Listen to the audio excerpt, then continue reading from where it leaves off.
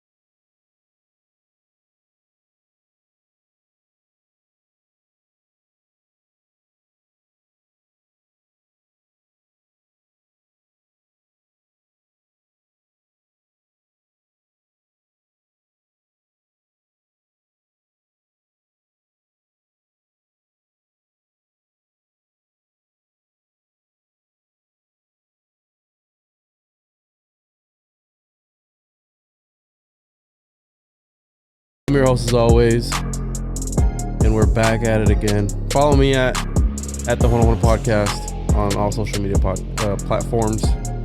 And today we got Dr. Narco Longo again with us. Fuck is up, bro? Thanks for having me. You got a fucking flip phone, dude? Yeah. Off grid. Why? Cause, man. How do you go on Instagram and stuff? Do you use a computer? I use an iPad. I have an iPad for my work, you know. Yeah, for the dark arts. Right. Yeah. So, dude, you want to plug your stuff for the people? Your people obviously know where to find you, but for my people, I think they really enjoyed this last episode. I got a lot of good feedback on it, so here we are again. Awesome. I'm glad to be back. And likewise, you know, people loved seeing me on your show. I'm Dr. Narco Longo at Old World Florida on YouTube and old_world_Florida on Instagram. Awesome. I'll plug that in the description.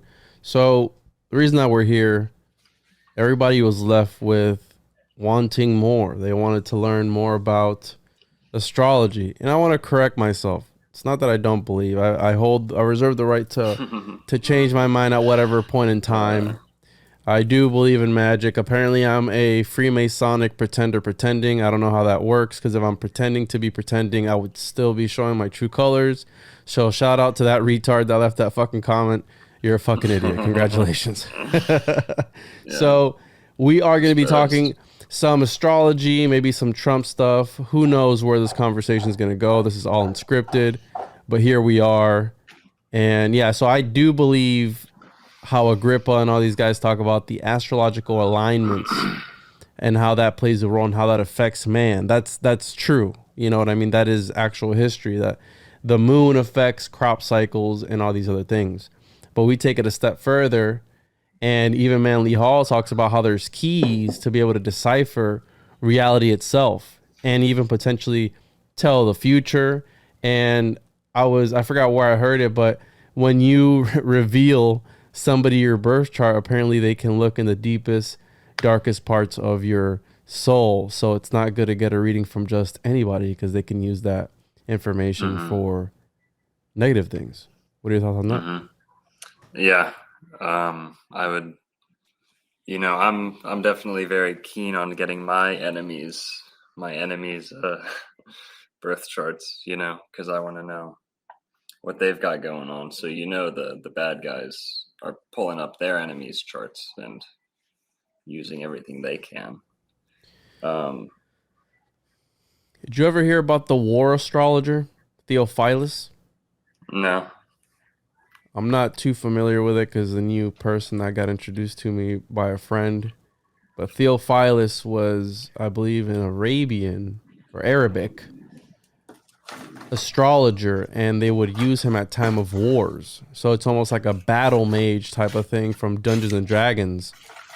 The dude is a fucking war astrologer. I don't know if you were familiar with that or not. I haven't heard about that. Are you doing a tarot card reading on air right now? Me? Yeah, what is that? No, I'm looking up. You made me think of something. I'm looking up this, I don't know about war astrology, but it made me think of this battle. There was this certain battle. Can I get the name right now? It was in Africa. It was like the Zulu versus the English. And basically there was this big surprise attack coming, where all these like tribesmen were coming with thousands and thousands of men coming to surprise like a British fort or a British army out in their territory pretty much. And this battle started right when, or at the peak of the battle, a solar eclipse happened, and they had no idea it was going to happen. So at the bloodiest point in the battle, you had this solar eclipse, and everything went black. And I don't know, it just made me think of that. It makes me think that the tribesmen probably knew that it was going to be, you know what I'm saying? They were waiting for this solar eclipse to do this attack. That's not exactly astrology, but it's, It's the timing of the celestial bodies, and that's the whole thing behind the movie Apocalypto, right? Where the shaman is able, he knows when the eclipse is going to happen, so the people have to do whatever he wants in order for him to bring the sun back. And I think this is seen a lot of time. I'm sure that there was conmens like that all throughout history that were making people believe that they had supernatural powers because they were able to time the celestial movements of the celestial bodies and the planets and all these things. So where do you want to begin with this whole astrology thing, bro? Because it goes deep. And you told me about how each different part of the world is ruled by a different sign. There are different people who are ruled by different signs, obviously. Yeah. And I was listening to I forgot what the name was. It's a Gnostic text where I think it's the creation of the world or something like that, where it talks about the creation myth. And from the Gnostic point of view, where Sophia gives birth to Yaldabaoth, and every celestial body is a different dimension and a different demon. And that orbit is that demon's domain. And that's what the Gnostic cosmology believes in, that every single demon, every single celestial body you see is a different demon with a different name, and it rules. And when your soul transcends, because that's also a Greek idea, that the soul has to pass through all the orbits of the planets, and you have to, every single orbit, you have to overcome that demon and learn its name, because they say in order for you to defeat a demon, you need to know its name. So when you transcend through the orbits, your soul's entering a different dimension in every single orbit, and you learn the demon's name. And if you get succumbed by one of these demons, you've succumbed to lust or greed or any of the 7 deadly sins, because they attribute that to the 7 celestial bodies. And I mean, I find Gnosticism very fascinating, but they obviously flip everything on its head, and it's super heretical. Yeah. Well, the Gnostics were pretty interesting. They're the true Christians.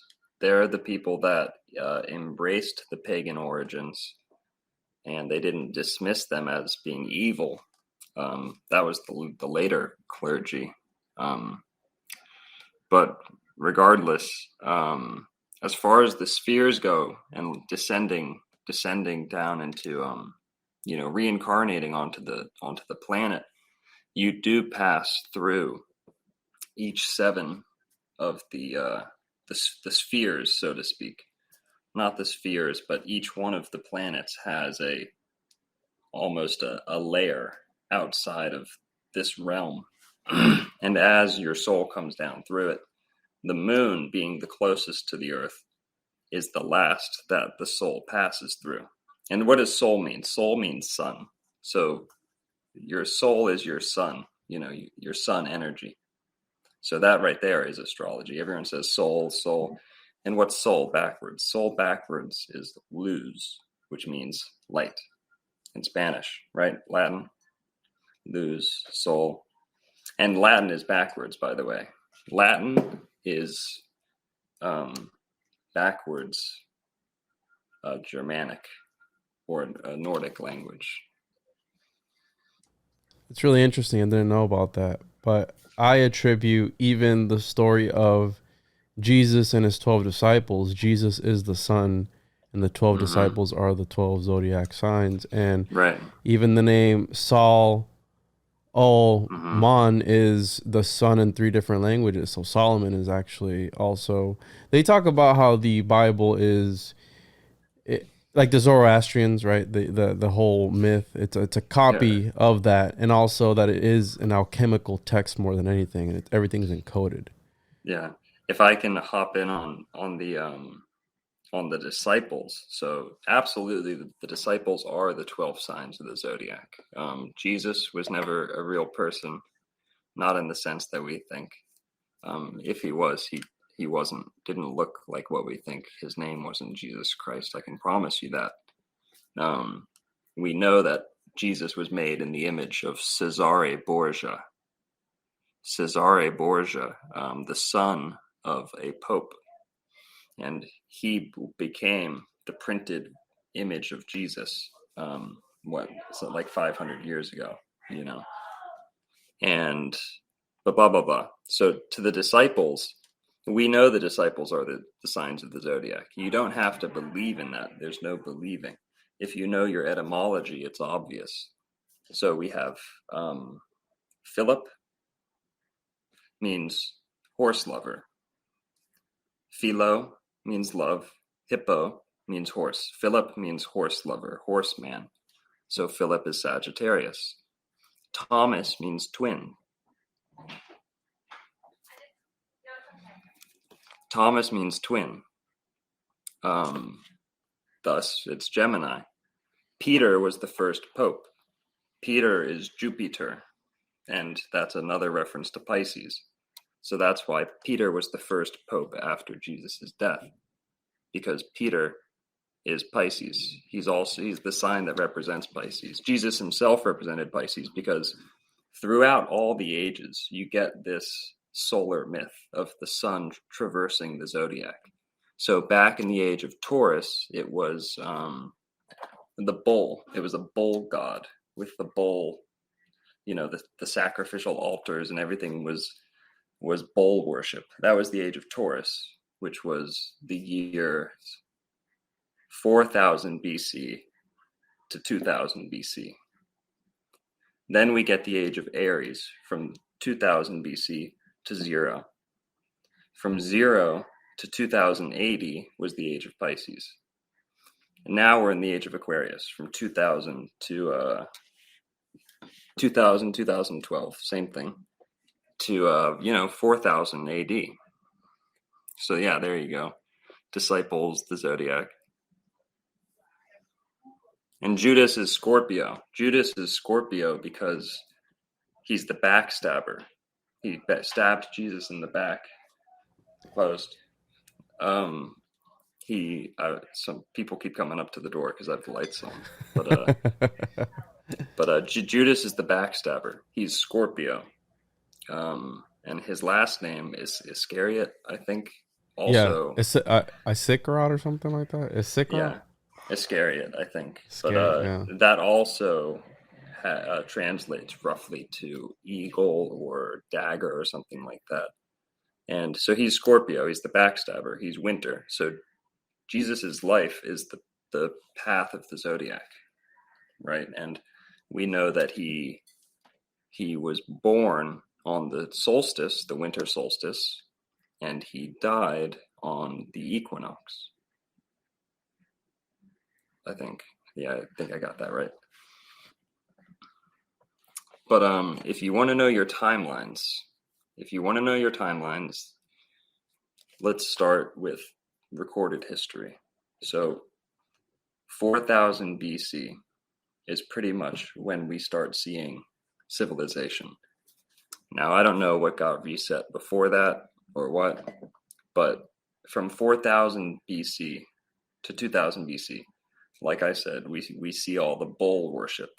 So the prime god, because that was the age of Taurus. Taurus means bull, tauro, bull. So Taurus is, every time you see these cave drawings of cows or the cow god, or you hear about the ancient Sanskrit, Vedic people worshiping the cow, revering the cow, this was the age of Taurus, right? Now, Tartarian, the word Tartarian talks about Taurus.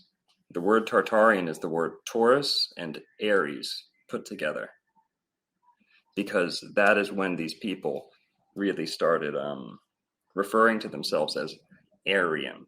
So that's another thing. We talked last time about how Aryan does not mean white supremacy. What Aryan means is during the age of Aries. And that is when the European race probably came from Atlantis and was calling themselves Aryan because they're in the age of Aries. Here, let me go. I'm going to go close the blinds real quick. Yes, this is all very fascinating. So Dr. Longo is at his bookstore, and he does have people peeking in and out of the windows, and there's people making noise and all kinds of stuff, but it's all good. It's all good. Make sure to check out his bookstore. I'm very excited to be visiting. I'm going to visit not this weekend, next weekend, and I'm very excited because I kicked my book writing into overdrive, so hopefully I can find some good source material there at the bookstore and get to chat. We're going to have some presents for you too. Oh, dude, hell yeah.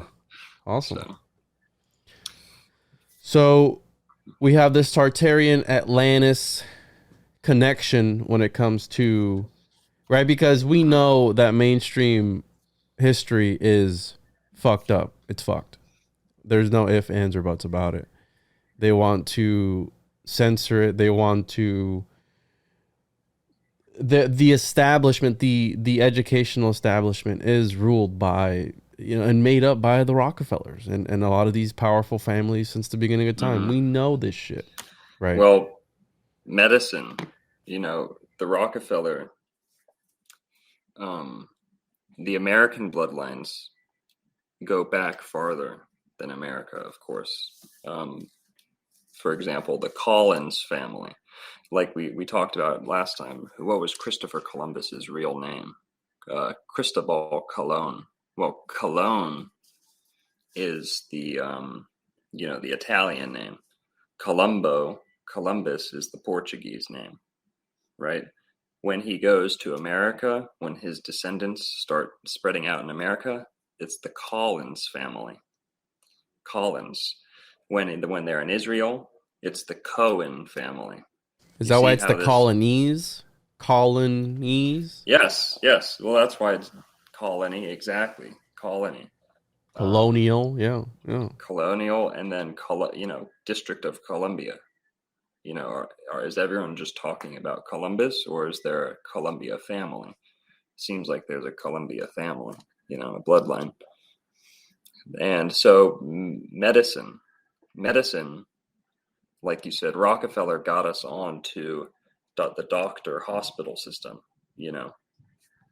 Well, medicine comes from the word Medici. Medici is, the Cult of Medici. Have you heard of that series before? Yeah, they're not the greatest of families. They have not such a great history, but I think we should touch on the astrological tendencies of the races, because this is very interesting.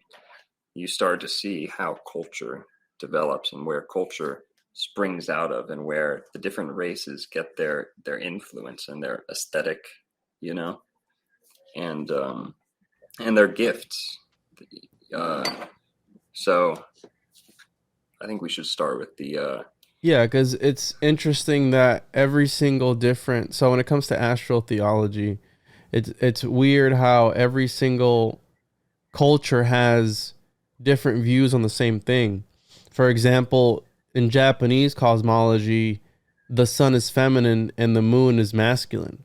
So they inverted it. Why did they? We don't know, but very, very interesting. But yeah, absolutely. Go ahead and continue with why each race has certain tendencies and why they act the way they do. So in the beginning, we were all brown-haired, brown-eyed. We were all Mediterranean looking, for lack of a better word. Possibly, Hispanic, maybe, but dark skin, dark eyed. There was no white, there was no black. People don't like to hear this, but that's the way it was. And this one race could live all over the planet as one family, and we all looked very, very similar. Very similar. We all looked like we belonged to the same family, because there was no variation among the planet. It was tropical all over. There was banana, there was papaya, there was mango and we know this to be true. Science admits this. Science says, during the dinosaur age or whatever, it was tropical all over. Something changed. Well, something did change. It was perhaps something we did.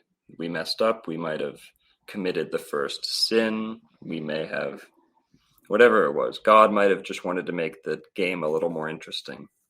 But we got punished. And we got punished with hell. And we've been led to believe that hell is hot today, that it's scorching hot. And that's, what's so punishing about it. In reality, hell is freezing cold. It's freezing. That's worse than heat. Now, you speak Spanish. Can you tell me what winter is in Spanish? Invierno. So it sounds like inferno. Now tell me hell. Infierno. Mm-hmm. Yeah. And it's even closer in Italian. So winter is hell. And we know that because Santa is Saturn. Santa is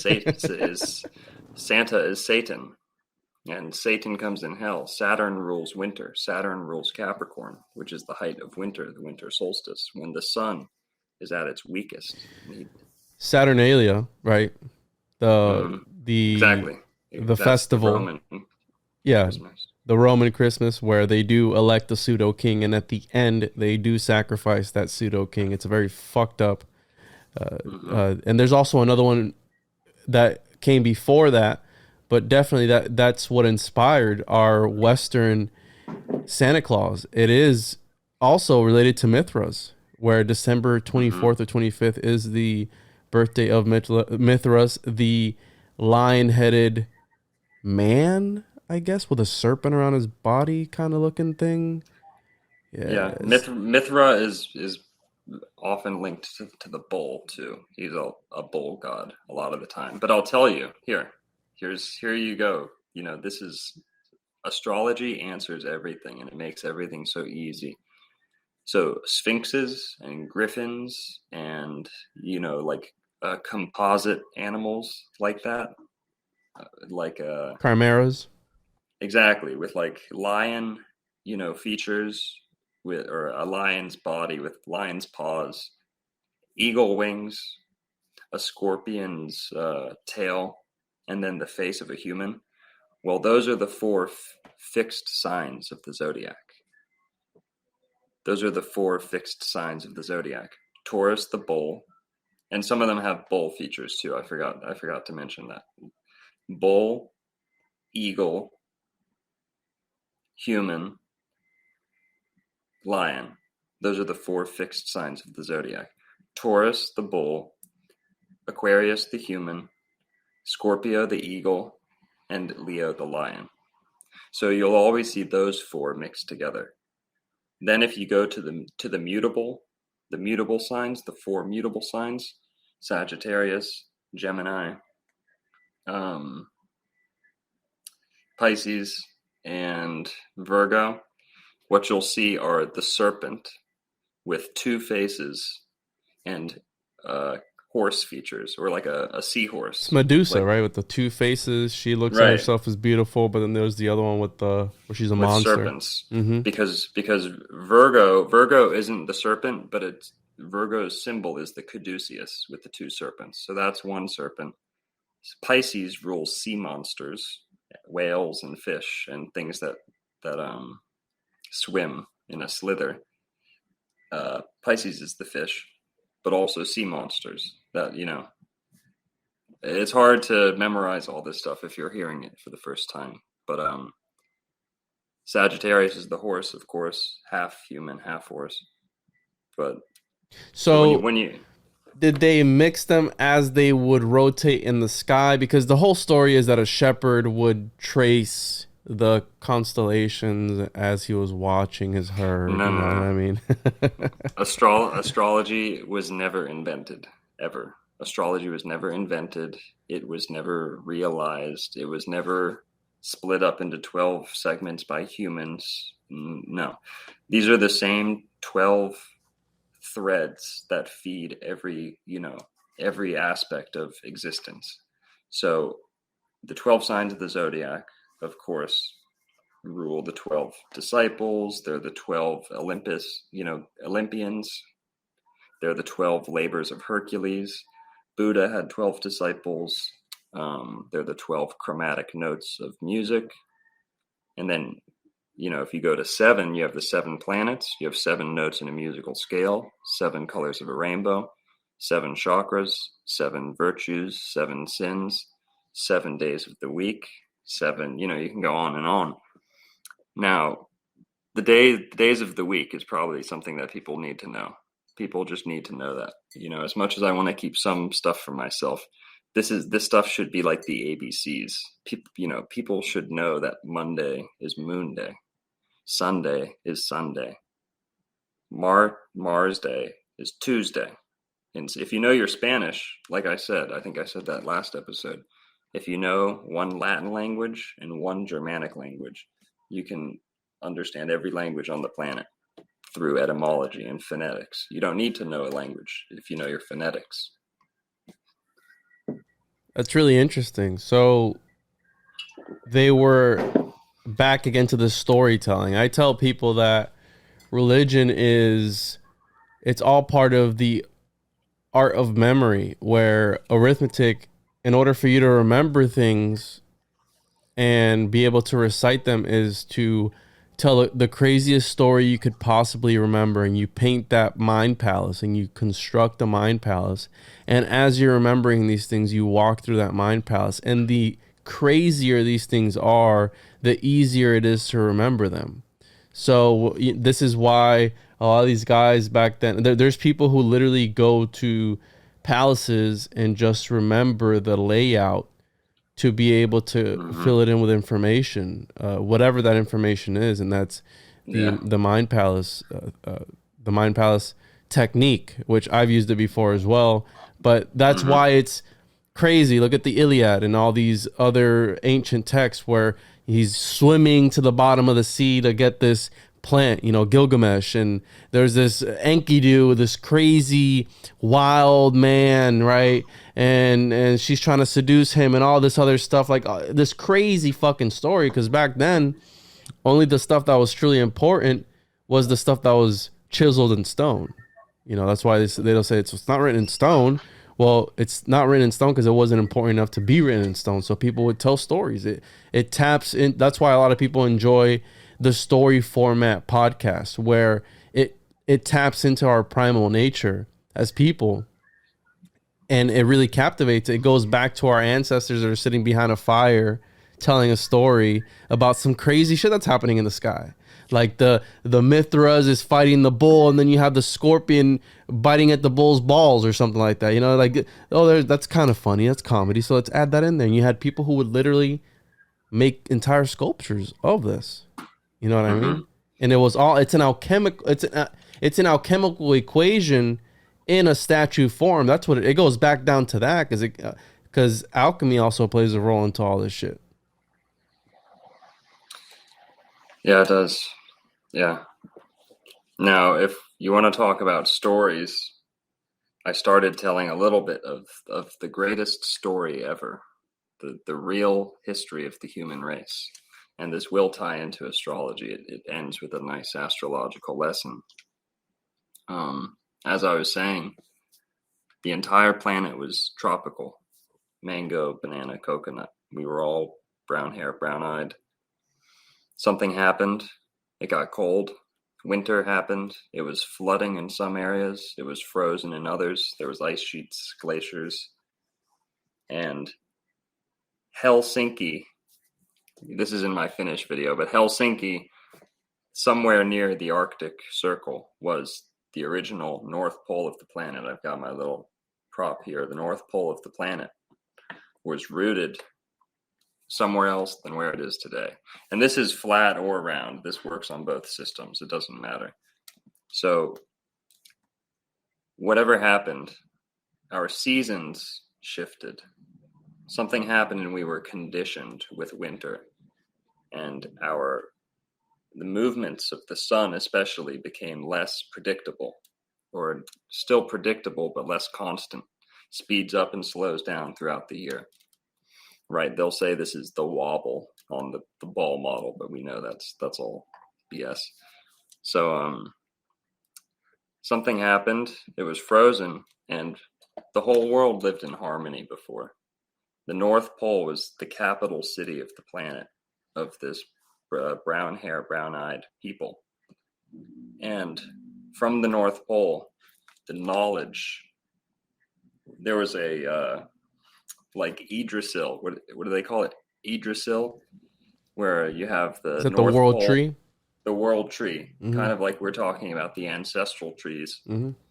You have the world tree that was planted in the North Pole, and that was the world tree. We don't know what that looks like today. No one gets to go over there, but it might be close to Helsinki. But Hell was the name.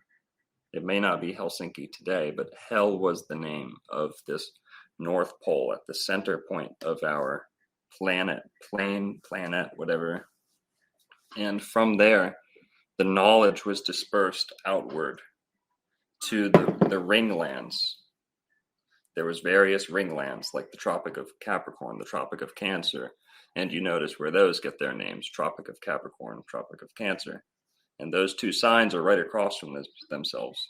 If you know your astrology, that proves flat Earth right there, but we don't have to get into that. So the knowledge was dispersed from this capital city. And once the ice came, the capital city got blocked off from everybody else. The tropical lands remained tropical, but they became more variated, less constant. So now you had desert, you had tundra, you had Africa, you had Australia. Things became differentiated. And when things become differentiated, whenever there are options presented, so-called random options, the planets lend their influence automatically. There's no conscious God that's, making all these correspondences happen. It's like tarot. When you let the cards fall as they will, the angels just show themselves through and make their influence known. So you don't believe that there is some sort of cosmic architect out there controlling the simulation? Well, of course there is. There's the one God. Then there's the two gods, right? So there's the one God, the source, the universe. Universe, what does universe mean? Uni, one, verse, word, or sentence. So the one word, the one sentence, right? You could call this Om if you wanted to. You could call this source, like we said, the everythingness, the nothingness. But that's not good enough for God. God seeks to multiply himself, to manifest himself, differentiate himself. So he does masculine and feminine. He created the sun and he created the moon. But when we say created, we don't mean at a point in time. This isn't a story, a linear story. It's like how you were saying before with the palace, the mind palace. You create the creation story, not because it's a point A to point B, but because it's a process of how God expresses himself first through the sun. Then he differentiates himself to the feminine. The moon is the exact reflection of the sun. The sun is the least, one second. The sun is the least dense object in the sky.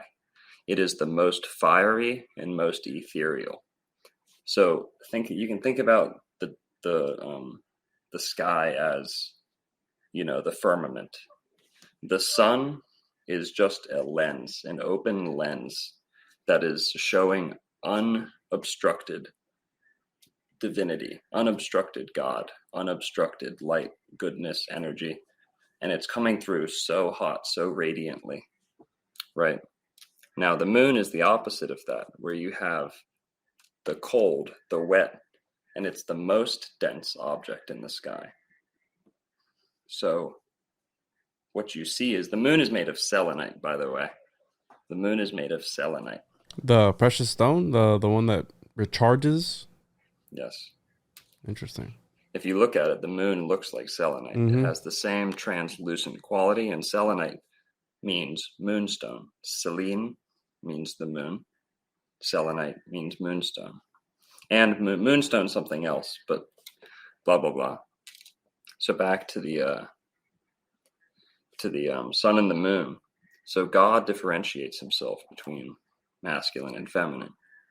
But then, even past that, that's not good enough for him. He needs to become three-dimensional. So, and we're saying he, because everything up there in the sky is masculine in a broad scale. Everything down below us is feminine. So there's fire and air up there. There's earth and water down there. There's no magma. There's some lava, but there's no, hot core. But from the two, from the mother and the father, you get the Trinity. So God unfolds himself into another dimension, and he's the three, the Trinity, the Father, the Mother, and the child, the offspring. So this is Mother Mary, Father Joseph, Jesus, This is Isis, Osiris, Horus, and so on. It has its equivalent in virtually every faith. Now, in Christianity, what they did was they messed with that. They took out the goddess and they made it 3 men. That's why Christianity is so gay. And that's why there's so many pedophiles and molestations. Because they don't celebrate. That would be Catholicism, though, right? Which obviously birthed Christianity. Well, they're the most guilty of it, but it happens in other churches too. It happens in every religion, in every faith. But let's not lie. It happens in Christianity a lot more. So we get the Father, the Mother, and the Holy Spirit, the offspring, right? The union of masculine and feminine, which in itself is a third entity. So now we have the 3. But that's not good enough either. So now he expresses himself, unfolds those 3 into the 7. And now God has 7 faces. Now with 7 faces, with 7 different, clones, you can get a lot more done. So through the 7 planets, God makes himself more efficient, if that makes sense, more precise, rather than having one God. How hard is that one God to understand? If it, it's going to be difficult. So when he has 7 faces, God becomes, we have the God of war, we have the God of love, the God of knowledge and learning, you have the God of religion, you have the God of control and punishment, and then you have the God, well, the sun and the moon too. But the human body is also a map of astrology. You have the 5 planets right here. Okay, Mars, Jupiter, Saturn, Satan. This is the fuck you planet, This is the fuck you finger because it's Saturn, Satan. This is the love finger. This is why you get married on this finger. It's Venus. And this is the Mercury finger. Yeah, there you go. Is that what this is? Yeah, that might have the wrong correspondences, but that's the idea. Interesting. So Mars is the thumb because that's action. Mars is all about action, and you can't get anything done without a thumb. Jupiter is the planet of religion and luck. This is the finger you use to point the way to, this is Satan. This is the bad finger, like we said. Venus, the love finger, and this is Mercury. So snobby people, educated people, they sip their tea with their pinky out. That's a stretch. But so we also see this, how you can know that the 12 signs of the Zodiac are not just made up, is that we have 12 systems in the body. So if you know your anatomy, there's 12 systems in the body. So Aries rules the cerebrospinal system, Sagittarius rules the muscular system, and so on. Pisces rules the circulatory system, I believe, and they each have a correspondence. So there aren't 13 systems in the body, there's 12 systems in the body, and they correspond directly. And I for those that haven't checked out The Occult Anatomy of Man by Manly P. Hall, I think you should check that out, because it also the story of Christ, because from Gnostic cosmology, the Christ is a title. Jesus was the man, and in the river of Jordan, he was possessed by Christ, the Spirit, and the Spirit obviously came through the aeons and shot into the body of Jesus the man, and it's only a title. Now, it's very interesting the way that they paint it out, because John the Baptist, by the Mundians or the Manichaeans, I forget which ones, he's revered as the actual Messiah, because he's the one that supposedly was able to put this in Jesus. Again, it's a very weird, and that's why it's heretical. That's why these guys were burned at the stake, and they were all killed, because they're talking about some stuff that I mean, it's heretical as fuck. So Hmm. I really enjoy that the Gnostic cosmology when it comes to that, because it paints a different picture of the entire story. But I do 100% believe that any religion is the retelling of the same story, just with different faces and a little plot twist here and there. They change it up just enough for the political era, for what the political atmosphere was at the time. Constantine, right? He wanted to. It's one thing to say, "Hey, I'm gonna be your king or your emperor or whatever." It's one thing to say, "Hey, God appointed me to be your emperor." There's two different connotations, and the way it hits people, it's a lot different, right? It's gonna appeal more, and people were way superstitious back then, so of course they're like, "Oh, God sent him to us," right? Look at the movie Apocalypto, right? The shaman, like, "Oh, he's the one that has all the power. We have to sacrifice all these people. Hurry, hurry, hurry." It's a natural thing that occurs in the sky, but the dude is using it for his gain. So I've always enjoyed that Gnostic cosmology when it comes to that, where it paints. Hmm. It is a story in the sky, essentially, and they do Yeah. switch it around 100%. So that's another beauty of astrology, is that we can know how they control us and how they're going to control us. I think I said in the last podcast, an astrologer 6,000 years ago could have told you what technology would look like today. There's always been advanced technology, but the type of technology that serves us in this age is much different than the technology that served us in the last age.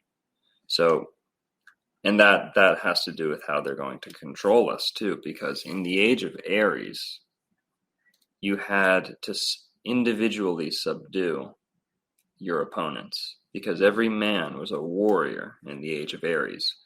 There was no baker, there was no, you know, um, cobbler. You were a soldier primarily, unless you were part of some fringe civilization. Now, every man, like I said, was a warrior and was trained in the arts of war, and there really wasn't much conquering going on. It was just fighting, and you know, everyone had to hold their own. So if you got taken over, you got taken over. It wasn't as treacherous and conniving as it is today, and as how it was in the last age, Pisces as well. So in the age of Aries, well, we should start in the age of Taurus. In the age of Taurus, you had matriarchal society, because in the age of Taurus, Taurus's rule is a feminine sign. It's the most feminine sign, and it's ruled by Venus and the moon. So in that age, from 4000 BC to 2000 BC, you see the cow worship, like we were talking about, but also you see goddess worship, and you see matriarchal society. And then at the age of Taurus, when the age of Taurus switched over to the age of Aries, about 2000 BC, you get patriarchal society, and people start worshiping the ram, and you see the ram's horn.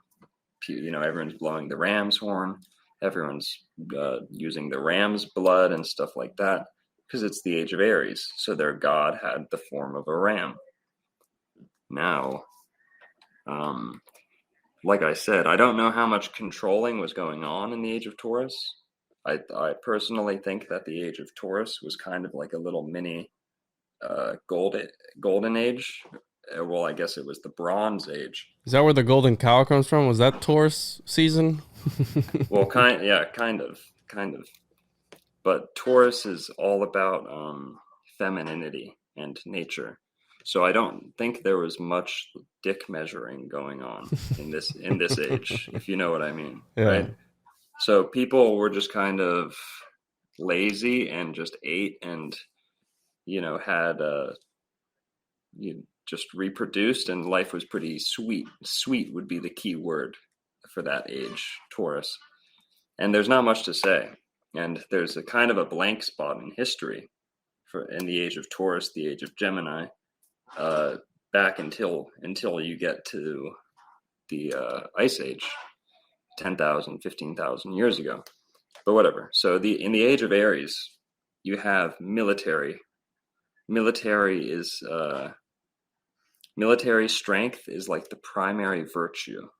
So in the whole age of Aries, there was not one inkling, not one of the philosophers said anything about world peace, because there was no, what's world peace for?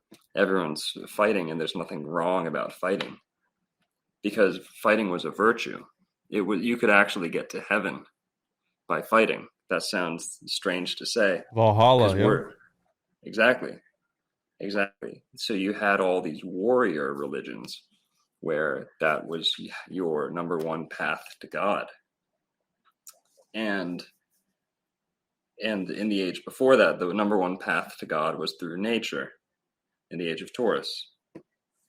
Now, in the age of Pisces, we see organized religion. What year are we in? This is the axial age, right? The age that would be 0. So Aries is 2000 BC to 0. Okay. And then 0 to 2000 is the birth of Christ, the birth of Jesus. And Jesus is Jupiter. Jesus is Jupiter Zeus. Zeus. Jesus, right? Jesus, Zeus. So Jupiter is Jesus. And Jesus he's Thor. He's King Arthur.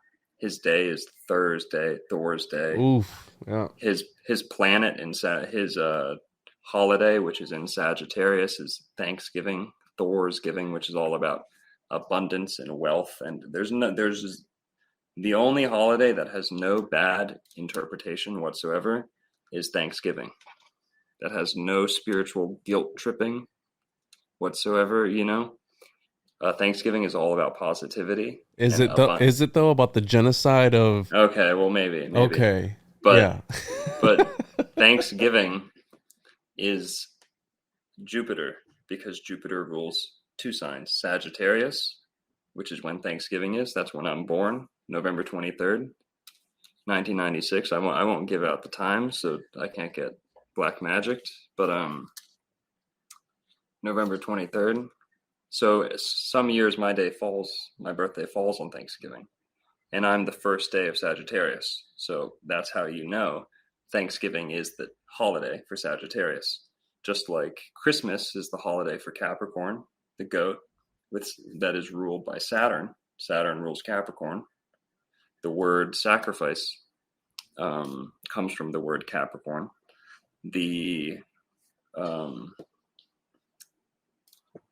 What was I going to say? Halloween is Scorpio, which is Scorpio is all about sex and death. Well, what do we do on Halloween? You dress sexy or you dress dead, like a dead person. So that's Scorpio. They're all kinky and about death and rebirth and, the dark underworld. Then you have Libra, and we're going backwards, but that's okay. Libra, you have the fall equinox. So Libra is the fall equinox, the cusp of Libra. And you see the Jewish holiday falls on that. I forget which one, but one of the Jewish holidays falls on Libra, on the fall equinox. Then you have St. Patrick's Day in Pisces, because Patrick is Jupiter. Etymology can be a little stretchy sometimes, but Patrick is Potterick. Potterick is Peter, if that makes sense. Potter and Harry. There you go. Harry Potter. Harry Potter with his lightning bolt tattoo.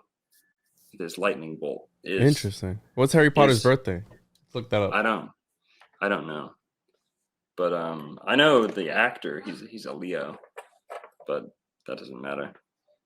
But Harry Potter has the thunderbolt because he is Jupiter. Jupiter. He is Harry Potter. Harry Peter. He's Peter, the first pope. He's St. Petersburg, which is all July 31st, 1980. That would make him a Leo Is that the actor? No, the character. Okay, so they chose a Leo to play a Leo. Yeah, you'll find that a lot in movies too. I'm going to be doing stuff like that, going deep into like Stanley Kubrick movies, doing showing the astrology of people. It's pretty lame if you don't care about astrology, but It's not that I don't care about it. It's that I was not you. Not you. well, my case is I was born and raised Pentecostal Christian. So when it comes to a lot of this, it would be considered divination, wouldn't it? Where you're looking at the Yes. stars. So here's another thing. The only instance where God condemns astrology, in the Bible, he never condemns astrology. He condemns astrologers. Why does he condemn astrologers? Because back then, astrologers were, and look at what sentence he says it in. He says, beware of astrologers at the same time that he's saying, beware of bankers, money changers, lawyers, doctors. God even says, beware of doctors, because these are the people that have a highly specialized profession. And if you don't know what you're doing when dealing with them, you can get ripped off. So that's what God's talking about. He's not saying astrology is from the devil. He's saying be weary of people that charge for their knowledge, so to speak. But astrology is good.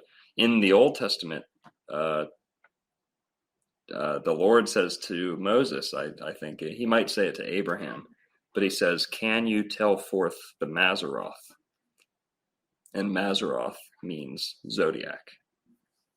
So he's telling his prophet, can you serve me? Can you read the zodiac? Or do I need someone else to do it? So he wanted his prophets to know their astrology. I want to read the definition of astrology here that I have. An ancient system in which the positions of the planets and stars are used for prophecy and divination, and which plays an important role in magic and alchemy. Of all the occult arts, astrology is the most enduringly popular despite attempts by scientists to discredit it. Astrology is based on a principle attributed to Hermes Trismegistus, as above, so below. The ancients viewed Earth and man as microcosms of the universe, a belief that endured through the Renaissance. Astrology holds that the celestial bodies exert forces and exhibit personalities that influence people and events below in the microcosm. These influences may be determined by mapping positions in the sky. At various times, the influences also are used to determine the most auspicious Yeah. times to undertake magical work and alchemical processes. And what I was going to say earlier was that idea of understanding the micro in order to understand the macro. So if you break down the human body, the ancients wanted to understand it, because if they understood the micro, they could understand the grander scale. If they were able to affect the micro, they could learn to affect the macro. And that's the whole thing with the law of attraction and things of this nature. So I'm on board with that. And if you break down like the 33 vertebrae, the 33 years of Christ, the river of Jordan is the spinal column that goes and opens up. I did a whole episode on it like probably 3 years ago. But the body, the human anatomy, again, the Occult Anatomy of Man is this same story told in a smaller scale. Mm-hmm. Yeah. So the human body is the zodiac. If you could lean back and grab your ankles in a loop, like a yoga position, that is how the zodiac is painted in the sky. So you have, or you'd be going toe to head, like a scorpion almost. I've seen that before. There's a painting like that, right? Yeah, if you look up syncrota wheel, it's like syncrota. It's kind of Syncrota, syncrota wheel. You can see this, what I'm talking about. But basically, you have the head, which is Aries, right? Aries is the ram, and rams have the horns on the front of their head, on their forehead, right? And that's because Aries rules the cerebrum, the cerebram. You have the ram at the end, cerebram. So this is the Aries.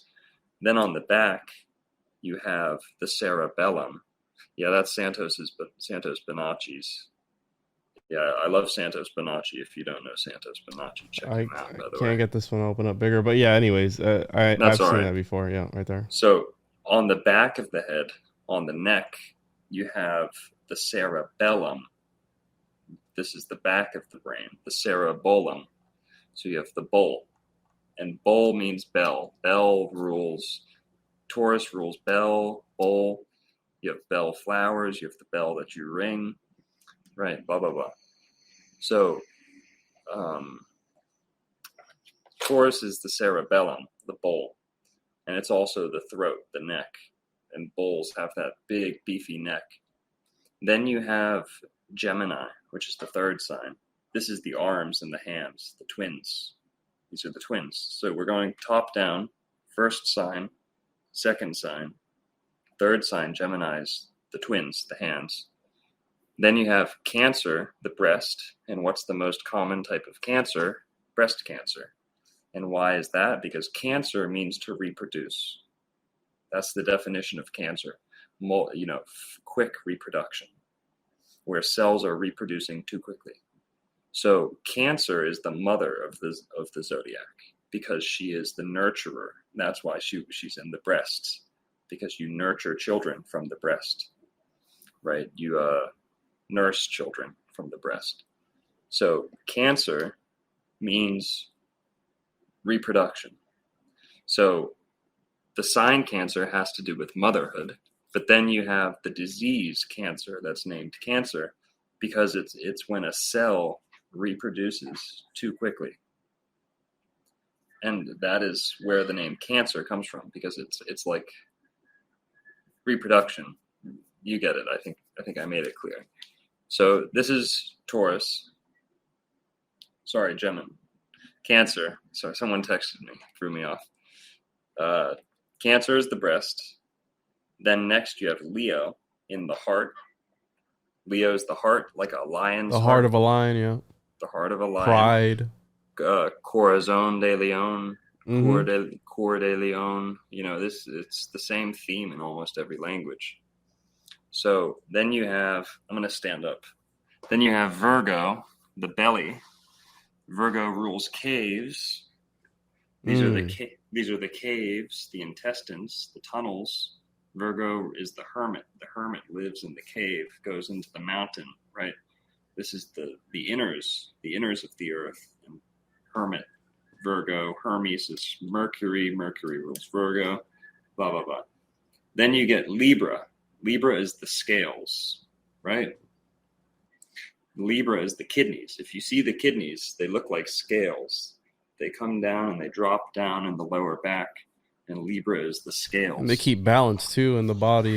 Exactly. They have to be balanced too. Then you get, I'll stand back up. Then you get Scorpio, which is the sex organs, right? Scorpio is all about sex. You get it, rebirth. It also rules the excretory system.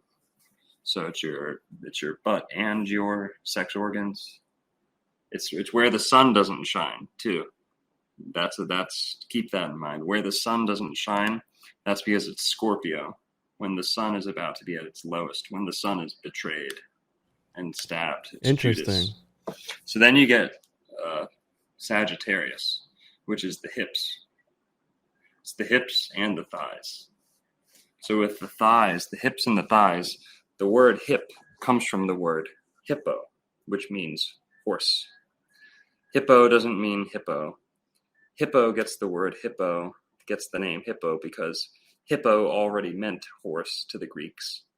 And then when they went to Africa, they saw the hippos and they look like water horses or river horses. So that's where you get the word hippopotamus. Potamus, like potable, water. Potamus means river or water. So it means water horse. So hippopotamus doesn't have to do with hippo or Philip, like we said, Philip, Felipe. This is the Sagittarius name, and people's names are their zodiac signs. You'll find this very often, like whatever. I won't tell you my name, but I'm a Dr. doctor. Narco Longo is your name, bro. Yeah, that's all. That's all you have to worry about. But going past Sagittarius, the hips and the thighs, that's the horse. And when you look at a horse, what's the most prominent part of a horse? They have those hips, those big hips. Got a big old ass, yeah. Yeah, and yeah, the butt too, like the butt muscles. Sagittarius rules. The anus, Scorpio rules. I know you want to write that down. You're I actually know people who they do. I don't know what it would be called, but they've sunbathed their assholes. They say it's really good for you. Well, I mean, yeah. I think every part of your body should get sunned at least once. You ever done that, bro? You ever just stretched your ass out and just sat in the sun? No. I mean, I've tanned naked. I had a house that I could go on the roof on. And I think, it's not that it's like a fetish or anything, but you have skin all over your body. Mm-hmm. Every square inch of your skin should get at least a little sunlight. Yeah. So there you go. Do what you will. I have I have this I'm sorry, you can continue, but I have this really interesting overview of astrology in the Encyclopedia of Magic and Alchemy by, I forgot her name. Yeah, let me finish the body parts. I'm 4 away from being finished. So we're at the asshole, I think, right? Sagittarius is the hips and the thighs. And you'll find that each of these signs have prominent body parts like this. Like, I'm a Sagittarius. I have big hips, even for a skinny guy. I have. What does Taurus have? Have big dicks or what? No, that's actually Sagittarius. Half human, half horse. But so what's Taurus's thing? Horse from the waist down. So 1 second. Taurus is the neck. Taurus is all about the throat. So you probably give great throat. That's fucking gay. All right. Yeah. Moving along. Just kidding. But Taurus is also, it's just the neck, pretty much. It's the throat and the neck, but it's not the voice, if that makes sense. So, but past Sagittarius, now we're at the 10th sign of the zodiac. Capricorn is the knees. And where do we see the word cap? The knee cap, Capricorn, it's the goat. You'll see the goats are always using their knees. Their knees are always bent. Their knees are very rarely straight, especially when they're climbing those mountains. They're putting all their weight in their knees. You don't have to worry about that. But then you have Aquarius, which is the shins and the calves. And the ankle, the shin, and the calf. So below the knee, above the foot. Now, Achilles, you can swap the R with the L in many languages, like I said, and Achilles becomes Aquarius. And how did Achilles get dipped into the holy water? He got dipped by his ankle. So he got held by his ankle and dipped into the water. So these body parts come through the myths too. It's all in the Bible too. But now we're at Pisces, the fish. And Pisces, if you know your Spanish, and a lot of these body parts correspond in Spanish. But like mano is hand, right? Mano is Gemini.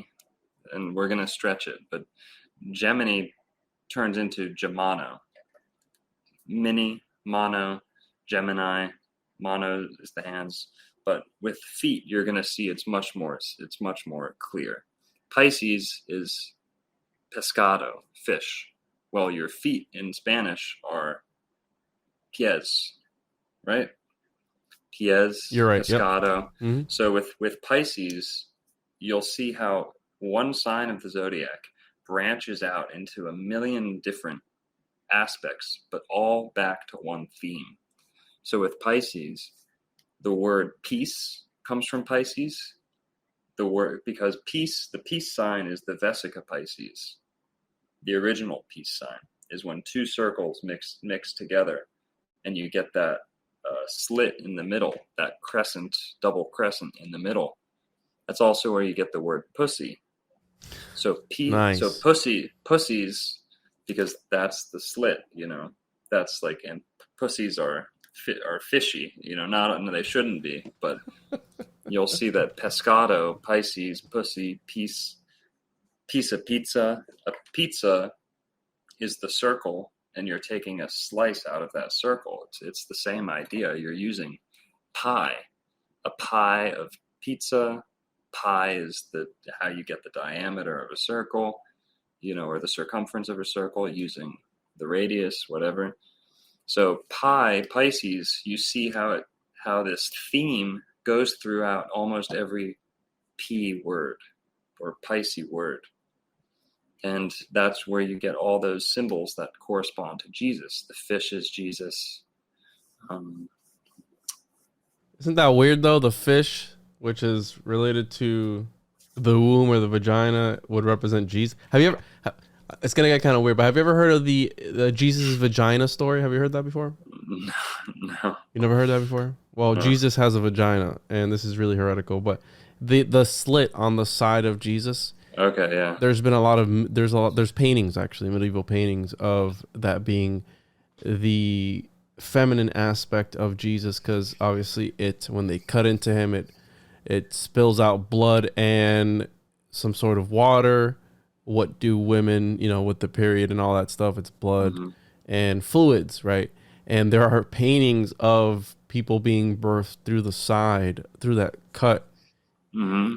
Yeah, it's almost like a cesarean section. Yeah, exactly. So it's really interesting though. If people didn't know, Jesus does have a vagina. You can look it up yourself.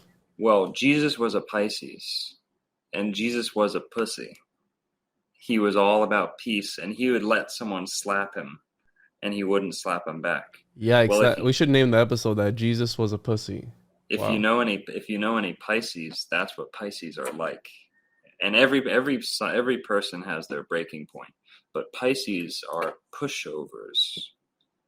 Okay, so Pisces very often, because they're too forgiving. And what was Christianity all about? Supposed to be, forget the control structure, forget the control turning system. The other cheek. But Pisces is all about just giving up, like don't fight. And pacifist, this is where the word pacifist comes from. Pacifist, Pisces, peace, pescado. It's all the same. It's all the same root. And if you're weak and you give someone a weak handshake, you have a fishy handshake. Give them a fish, because these are all symbols of softness and femininity, and Pisces is all about that. And it's a gift. So Pisces, I think we should go into like a description of all the signs of the zodiac too, and what they're like. We should start in order. Pisces is the last, but Pisces are very soft people, very sensitive, very quiet, very shy. And if you know one that isn't like that, it's because they're overcompensating for how sensitive they are. They might be overly violent. They might be overly dangerous. So you get, like, Kurt Cobain is like the number one Pisces archetype, the sad boy that's like always, crying, but very sensitive, very artistical. They're musically gifted. They're artistically gifted. They're one of the most creative signs, and that emotion lends itself to musical genius, creative genius, but they go through a lot of torment because they feel everyone's feelings. And that is what the age of Pisces was like. That's what Christianity is all about. I feel everyone's feelings when I do mushrooms. Well, Taurus is all about eating. Tauruses love to eat. They love food. So their connection with God very much is all about eating. So if you're going to eat a mushroom, even better. But let's just start with Aries. For those that don't know their zodiac signs, Aries is the first sign of the zodiac. It's a fire sign. It's very hot. The people have a very hot temperament. They walk in a room, it's very hot, it's spicy, they're high energy, they're very, very agile, but they don't think before they do. They're the fool of the zodiac because they're the first sign. They're like a baby in an adult body, and they bump into things head first like a ram. They do without thinking. They rush into things without thinking, and that's good. So they're good leaders, but leader in the truest sense of the word. Leader as in being the first one leading, not like in the background telling people what to do. That's not Aries. So Aries is the pioneer. They go first. They want to be the first one through the door. And back in ancient times, the soldiers and most men, cultures would try and have their men born in the age of Aries because those were the most brave and courageous. That's fucking crazy, dude. Men. So you would have your soldiers be born in Aries. The Taurus, the Tauresians are usually, and Aries are usually, they're fit and they're muscular, but they're skinny.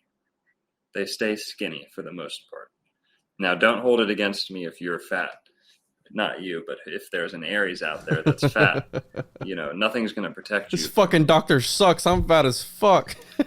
So Aries is the violent. They're very violent. They're very explosive. They start really fast. They don't need any time to warm up. They're always hot. They're always ready to go. They're always ramped up.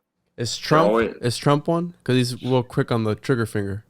No, we'll go into Trump's chart. I'll do anyone's chart. I'd love to explain people like that. Trump's a Gemini. Gemini has a lot of those qualities, like they're very quick, very, very quick.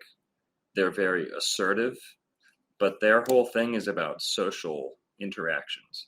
They're not violent unless it's coming to like a social level. They're the masters of the social domain.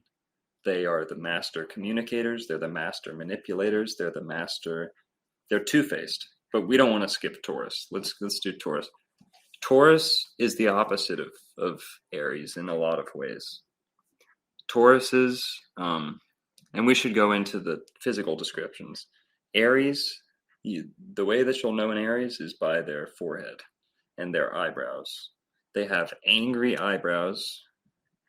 They're very curled, almost like the Grinch. They look like Klingons in Star Trek with the furrowed forehead.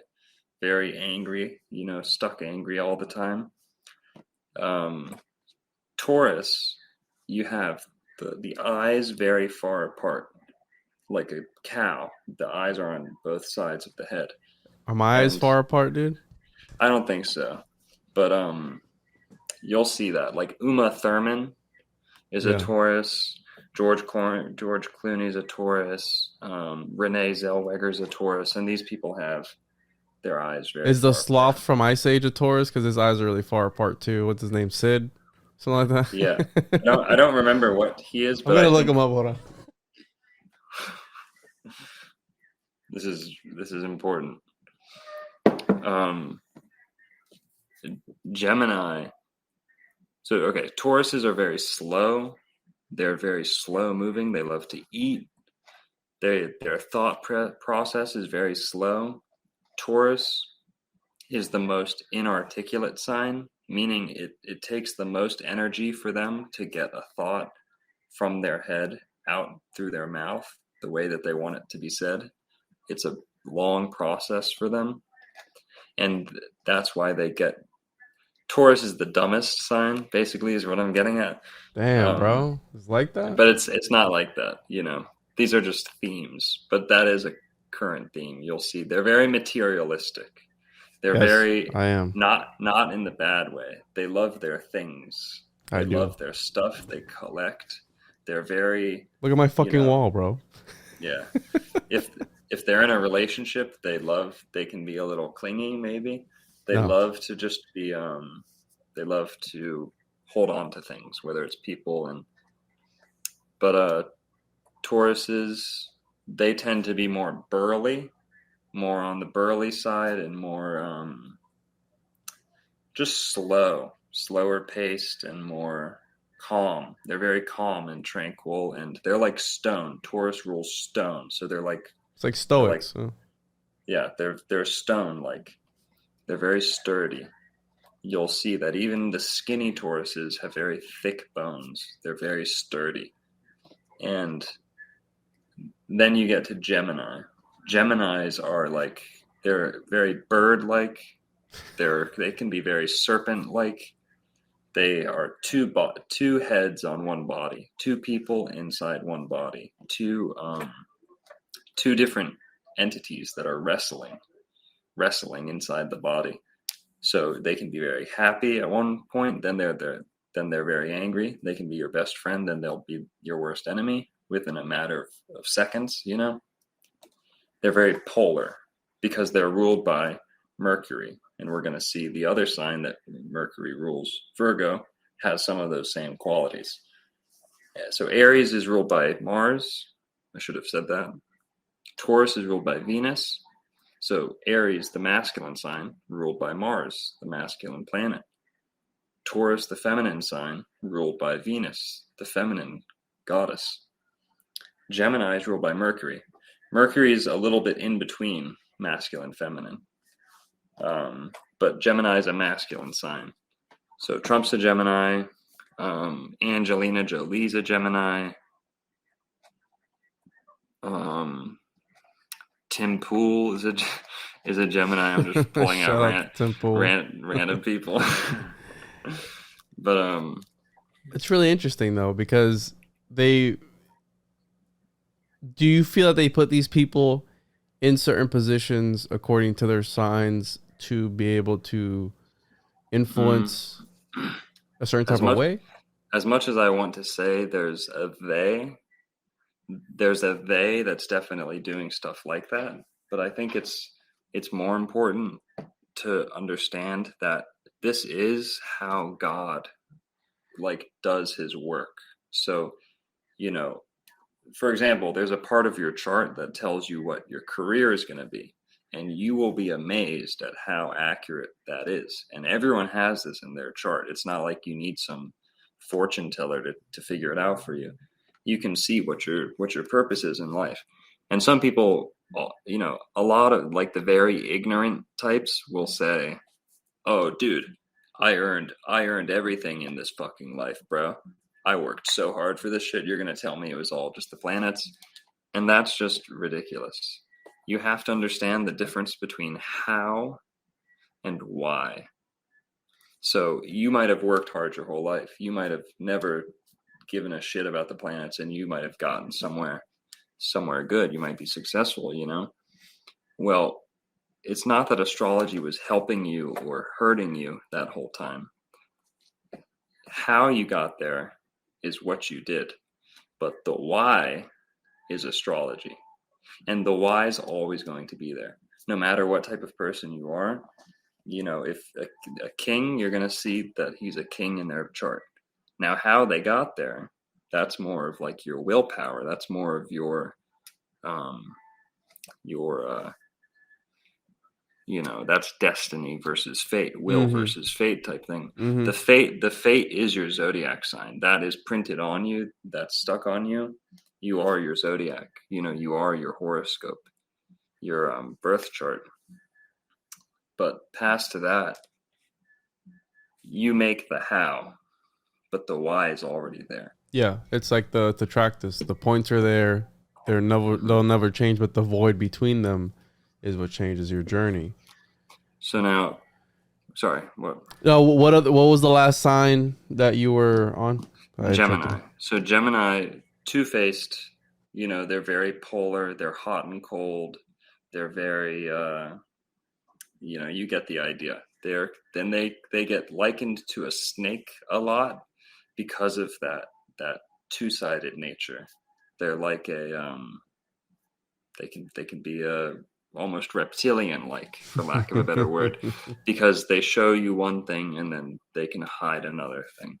But they're the best on the phone. Geminis, you'll see they work from their phone a lot. They're the best with their hands, and they're the best communicators. So that makes them the best liars too. What's Alex Jones? Oh shit, I don't know. I don't know. I'm gonna look up his birthday. If I had to guess, he's like a Virgo. But if you ask me any A-list celebrity, I can tell you there. Because once you know someone's birth sign, birth day. February 11th, 74. Oh, well, he's an Aquarius. That makes sense. Aquariuses are the cartoon characters. They're animated. So Aquariuses are always like that. Like Johnny Rotten is an Aquarius. Very animated, very... Yes. Well, they look like cartoon characters. Entertainment. They're like caricatures. Ed Sheeran, Johnny Rotten. They both have orange hair. Look like aliens. What's Nick Cage? Or is he a B-list celebrity to you? Because Nick Cage is my dad. He's a Capricorn. He's a total Capricorn. Capricorns are all about comedy and tragedy. So they're like the comedy tragedy mask. They're either comedy or tragedy. They love their careers. They love their job. I fucking love Nick Cage. He's fucking amazing. So Nick Cage, you see he's very serious a lot of the time. Even when he's being funny, he's being very serious. And Capricorn is the comedian. Hail Nicolas Cage. Bro, I'm gonna show you some of the music that me and my friends make, like fake rap music. I have like 50 rap songs, by the way. You're a rapper, bro? Yeah, but it's funny. We have a Nick Cage song, but blah blah blah. You can cut this out. But I'm not gonna cut it out, bro. so we're jumping all over the place. Nick Cage is a Capricorn. But Cancer is the mother of the zodiac. They have big titties a lot of the time. Cancer women will have big titties. You'll notice. Leos, they stick their chest out. Leos, they stick their torso out. Like, look at me. They're the lions. They walk into a room and they light up the room because they're ruled by the sun. Cancer is ruled by the moon, and the moon is the mother. The word mother comes from the word material, and the moon rules all material, all matter, mother, material, mutter. It's all the same word. Mud, So that's all the feminine, and Cancer is the most. So Taurus is the most feminine sign. Cancer is the most motherly sign. Taurus rules fertility. Cancer rules motherhood and reproduction. So there's a distinction between the two. Now, Leo rules performance and entertainment. So Leos, people don't like Leos unless they're being entertained by them, because they can be like the sun. They're too bright. They're too hot. People don't want to be around them because they hog the sun, the limelight, if that makes sense. They're loud. They like being loud. They like they want to be the star of the show, the center of attention, like a cat. And all Leos are narcissists, and it's not because they're bad. What months are those? So I know. So this is July 21st to August 21st, roughly. And they're narcissists, bro? Damn. Well, kind of. They have a tendency to. They think about themselves. I don't think I know anybody. It's not a bad thing, too. That's the beauty of astrology. You learn astrology, and once you know astrology and you know everyone's signs, if a Gemini is being two-faced to me, I'm not going to take it personally. If an Aries is picking a fight with me, I know it's not my fault. He's just an Aries. If a Scorpio backstabbed me, that's my fault, because I should have known Scorpios are backstabbers. Don't put a Scorpio in a position where they have to pick. where they can revenge you, get revenge on you. Interesting. So, and Sagittariuses are cheaters. So if you have to keep if you're with a Sagittarius, you have to keep a Sagittarius interested, because they'll cheat on you. Blah blah blah. I don't want to make anyone angry with that. That's just the truth. Capricorn is all about work. They'll put their families behind their career, and their family will be, well, hey, what about me? What is, why do you hate us? Well, they're just a Capricorn, and they're being influenced by other planets that you may not be being influenced by, if that makes sense. And there are planets that rule your job, your school. These are all threads of life that, even if there was no such thing as a school 10,000 years ago, these planets and these correspondences still exist. They're not made up whatsoever. They're universal. And as the ages pass, the way they express themselves might change. But, Mercury rules education. So Virgos are the best students. Virgos are the bookworms. They get like straight A's and finish school early almost all the time. Capricorn, you'll see them become the managers. Capricorn and Libra become managers all the time. They'll start a job and then they'll be the manager within a year. It just always happens. What comes before a Taurus? Aries. Yeah. The ones that you said are fat, right? They're not fat. Aries, these are themes. These are themes. We're not talking about the individual people born in this sign. We're talking about the sign itself. Yeah. Now you have 12 different aspects to your chart. So no one's just one sign. I'm a Sagittarius. I also have Taurus and Gemini in my chart. Oh shit. So I'm a Gemini. That's why I'm always talking with my hands. You're sitting back there like chilled out like a Taurus. I'm like over here trying to get my hands on everything because I have Gemini in my chart. Sorry, continue. Yeah, what was the next one? I mean, we already went out of order, but I think we covered most of them. Aquarius, they're distant. They like their distance. They keep people at arm's distance. They love people and cities and parties and festivals, but they don't like bringing people close, if that makes sense. Those are all the EDC people that go to fucking raves? Yes.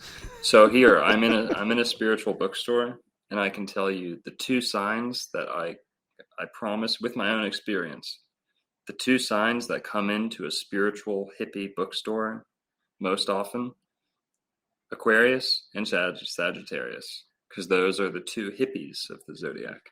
Aquarius is like the revolutionary, the hippie, the LGBTQ, it rules eclectic, weird things. And Sagittarius rules the rainbow. Sagittarius, those are the two signs most likely to be gay, trans, LGBTQ. Sagittarius, Aquarius, and then Libra. But Sag and Aquarius, because they're the wild,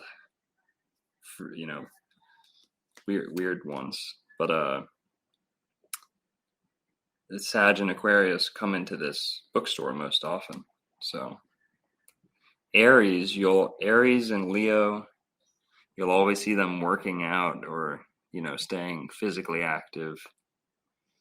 But whatever. So I'm trying to find my chart because I have it somewhere here.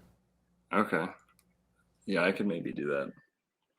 I don't know how interesting that would be for people, but no, I'm not sharing it. I just want to see what else is in there. Yeah, tell me your moon and ascendant if you can do that. I have to look for it. You can keep talking.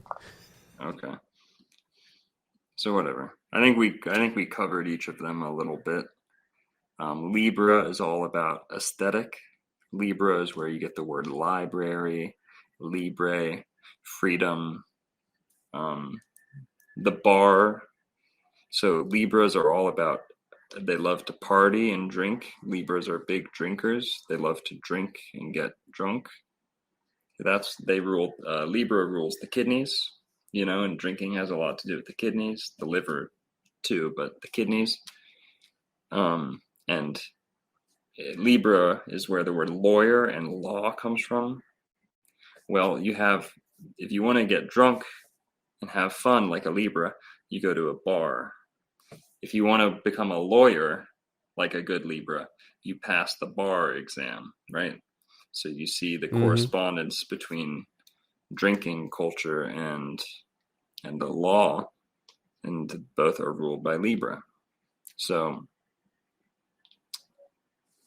I think we covered everyone pretty much. Scorpio is all about sex. That's kind of a cliche, but it's true. They're very sexual. They're very, they love a deep connection. They like to penetrate things. They want to get to the root, the core of everything. And so that can be a sex thing. That can be, penetration, or it can be them going deep. They're the most focused sign. They're highly focused. They're like a hawk. Scorpio is the hawk, the eagle. They're up, they can be up a mile above the sky, and they can see a little rat on the ground from a mile up. So that's Scorpio. And Scorpios are sexy. They're people's favorite sign to look at in terms of sexuality. So Leonardo DiCaprio, Ryan Reynolds. Interesting. I even like looking at them. Ryan Reynolds and Leonardo DiCaprio are fucking beautiful. Leonardo DiCaprio, Ryan Reynolds, Ryan Gosling. The list goes on and on. Seriously. Scorpios, they're all the heartthrobs. They're the seducers. They're the people that just, even if they're not being sexual, they spark sexuality in others. So that's where the theme comes from.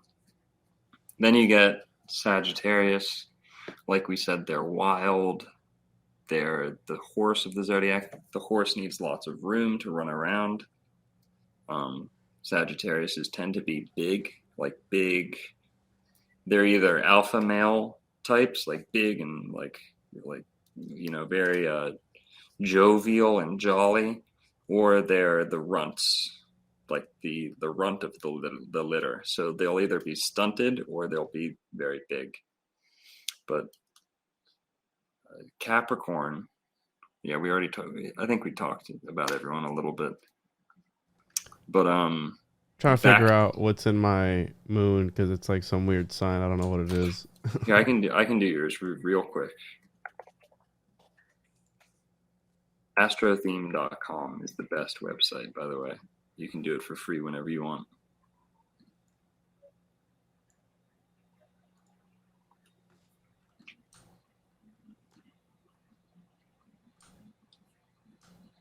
All right, this doesn't work. Oh no, it's working.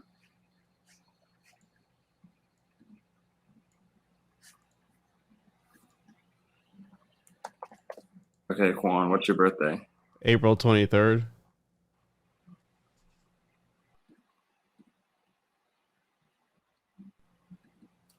I'm gonna censor this out.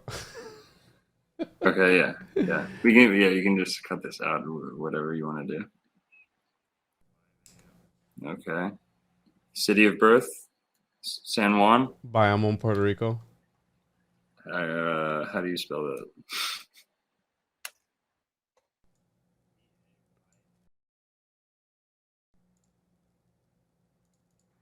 Okay, I found it. So I have the birth chart of an alchemist, apparently. So April 23rd, 1994. Puerto Rico. Yep. Okay, punching it in. And it says you're gay. Definitely not. So your MC, well, whatever. So I'm looking at your chart. My man I want to tell you something. This is big news. You have a grand trine in Earth. The fuck does that mean? So a grand trine is the best thing that you can have in astrology.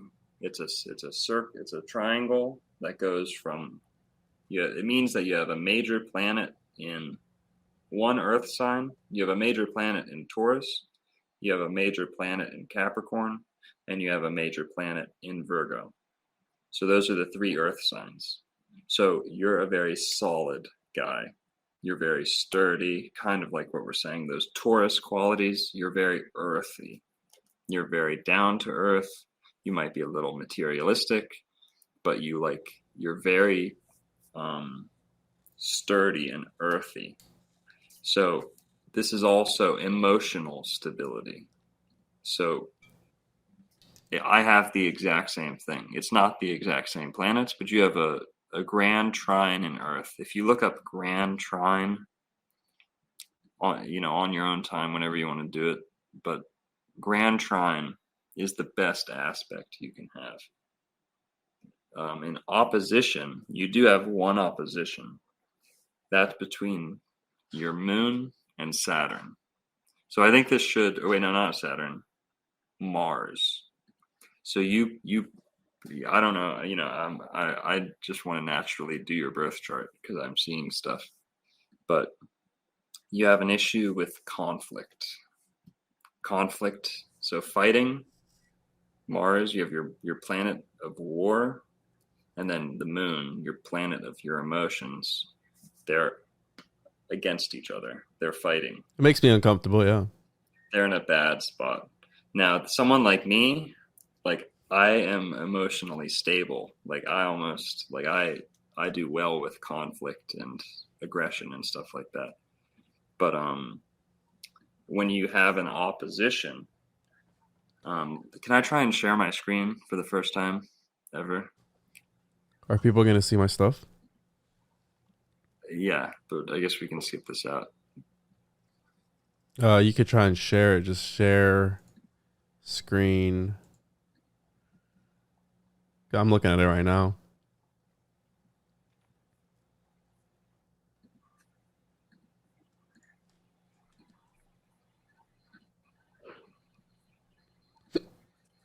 Can you see it? Yeah, hold on. There you go. You see that? Okay. So do you see? This is what a birth chart looks like, and this isn't Juan's birth chart, by the way. This is just some random birth chart. But basically, in a normal chart, you'll see a lot of these lines crossing, and it might look random. In your chart, you have a perfect equilateral triangle in the center of your chart. Do you see that in the blue lines? Yeah, because I'm obsessed with Pythagoras. Well, yeah. I mean, but that is like a gift. Like, that's a blessing. It's also probably why you're woke. A grand trine is like a lot of good luck, so to speak. And being woke is lucky. Being aware of the truth is I'd consider it pretty lucky. But so yeah, you have some blessings, and I just told you what your major issue is going to be confrontation and conflict, and how that affects your emotions or other people's emotions. Your other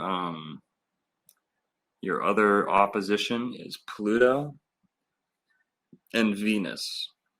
So your love planet, and then your Pluto in the 8th house. That's like your love life and your psychedelic life. I don't know how else to describe that. Your connection to the underworld and your love life. There's some friction going on between the two. My love life and the underworld? Yeah. The fuck does that mean? And this is just a broad, like, these are my first things I'm just looking at. But you also have Aries on the Ascendant, which is another pretty significant thing in your chart. Aries on the ascendant, you might come across, even if you're not aggressive, you might come across as aggressive. Yeah. Because so the ascendant is like what is like your outer layer, what was getting shined onto you at the moment you were born. The sun sign is where the sun was during that month, but that's a whole month. So the person born 10 days from you was the same sign as you. But your ascendant changes every 2 hours. Wow. So if your time isn't right down to 2 hours, you're not going to know your ascendant, and you're not going to know any of your houses. So the ascendant is the first house. Blah blah blah.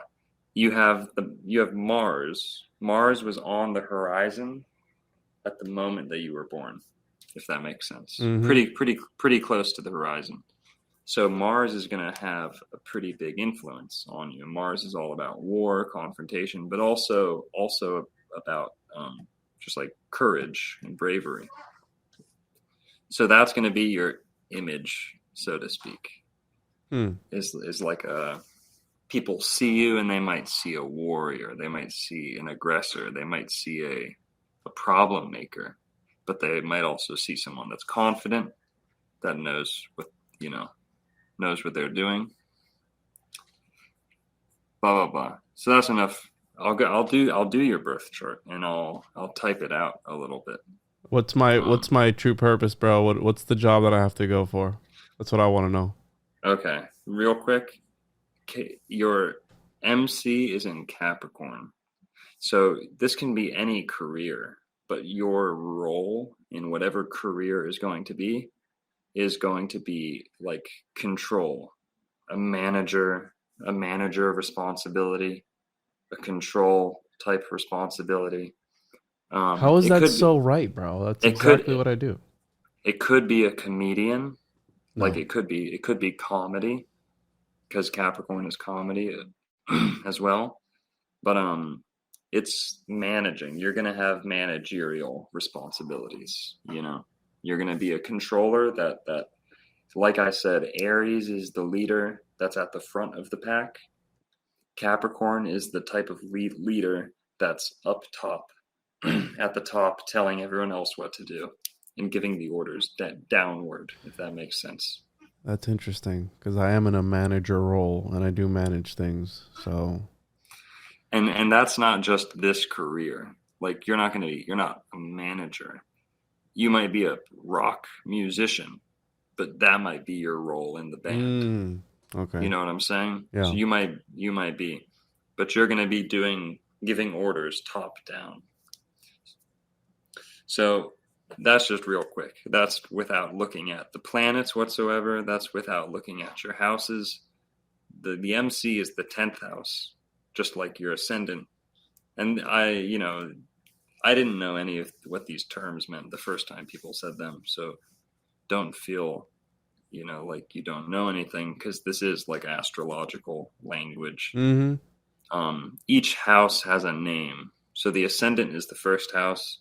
That's what was on the horizon the moment that you were born. Yeah, because I have a whole hour video that my friend did for me. She did a whole thing, but like I said, a lot of the stuff was spot on. A lot of the shit was too accurate. And she didn't really know me but then I'm like, is it a coincidence? Is it not? Or is it how you said astrology is the key to everything? And it sounds kind of gay though, right? Astrology, like when you think of astrology, it's like, oh my God. Well, yeah. See, like I never even gave a shit about astrology until I found out about it, until I found out what it was actually about. So I grew up, like I'm a vegan too. I don't know, I'm vegan. I grew up hunting. I grew up killing. I've hunted everything there is. I grew up like wearing camo and playing with guns all day. And as soon as I heard what I needed to hear, as soon as I learned what I needed to learn, I just changed. There was no wanting to change. I never wanted to stop eating meat. It was just like, oh, well, I know better now, so I just have to stop. when I learned astrology, there was no choice whatsoever. There was no decision to believe in it. I heard it and I knew it to be true. I remembered it. I mean, I was into astrology in my past life. I know that. But I just accepted it as soon as I heard about it. So as soon as I found out I was a Sagittarius, I didn't even know my birth sign until I was like 19. And as soon as I learned it, I pretty much knew everything there was within about a year. I learned, I went from not knowing any of the zodiac signs to being able to recite them and memorize people's birthdays and stuff like that. So it's a science. It's not something you believe in. But I forget where I was going with that. But I think we should touch before, we're probably getting towards the end here. But I think we should touch on the racial astrological correspondences. Yeah, so go for it. When the races got split up after the Ice Age, the capital city had all of the knowledge of the record keeping, whether it was like the ark, like an ark that had all the domesticated animals were preserved, all the seeds were preserved, all the knowledge, the libraries. The biggest library was in the North Pole, and the Alexandrias, the little libraries around the world, were spread out, and they were lesser libraries. They had regional knowledge. Well, the whole point of the capital city being in the center of the earth, hell, the North Pole, is that you're equidistant from each corner of the earth. It's the center. So the center is the point where it makes sense to keep all of the knowledge. You know what I mean? You don't want to keep all the records for Australia in Argentina. You want to keep them in the North Pole so that if something happens, it's in a central location. So blah, blah, blah. You have the Ice Age happen, and one group of people is stuck in the ice. The rest of the tropical people who are below the equator, because remember, the northern hemisphere became covered in ice. The southern hemisphere was flooded. So the tropical people that survived, if they survived the ice, if they survived the flood, they had to go find the different areas that it was okay to live in, that it was possible to live in. So, but this one capital city was stuck in the ice, and it was being kept alive by the Gulf Stream, this warm water that comes up from the Gulf of Mexico, Florida, and and in my next video, and on the next, if we do another podcast, we have to get into this John Saxer guy that believes Florida was the Garden of Eden. Did you reach out to him? I reached out to him. I don't know if he's dead, but I've got some good video of him, but that doesn't matter. So the Gulf Stream goes up from Florida up to the Gulf of Finland, where the Phoenicians and the Finnish people are from, the Vikings and the people with the boats that spread agriculture. We know the Phoenicians spread agriculture and language to the whole world. Well, whatever. So that's where phonetics comes from, right? Phoenicians. That's phonetics, exactly. So from the Ice Age, this one group of brown hair, brown-eyed people is now stuck in the North Pole, and it's freezing. This one group has all the knowledge, but they have nowhere to go. All they have to do is wait and sit. So it's during this time they invent the card games. It's during this time they invent a lot of the fairy tales, the stories that they tell each other. And it's this time that the people in the North Pole started turning white. And this brown hair, brown-eyed people starts getting bleached by the lack of sun. Just like you see a husky. You see a husky or a polar bear with the blue eyes because they're closer to the North Pole. Arctic animals have blue eyes. So the Arctic race of humanity is the capital city, the people that were stuck in the capital city. Interesting.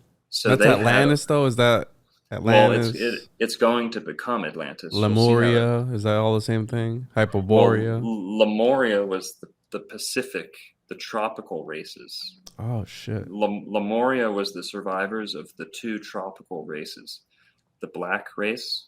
And the black race, we're going to get to this again. The black race was not black. And, people don't like getting called black. Black, white, neither are really accurate. But that's the best we can do.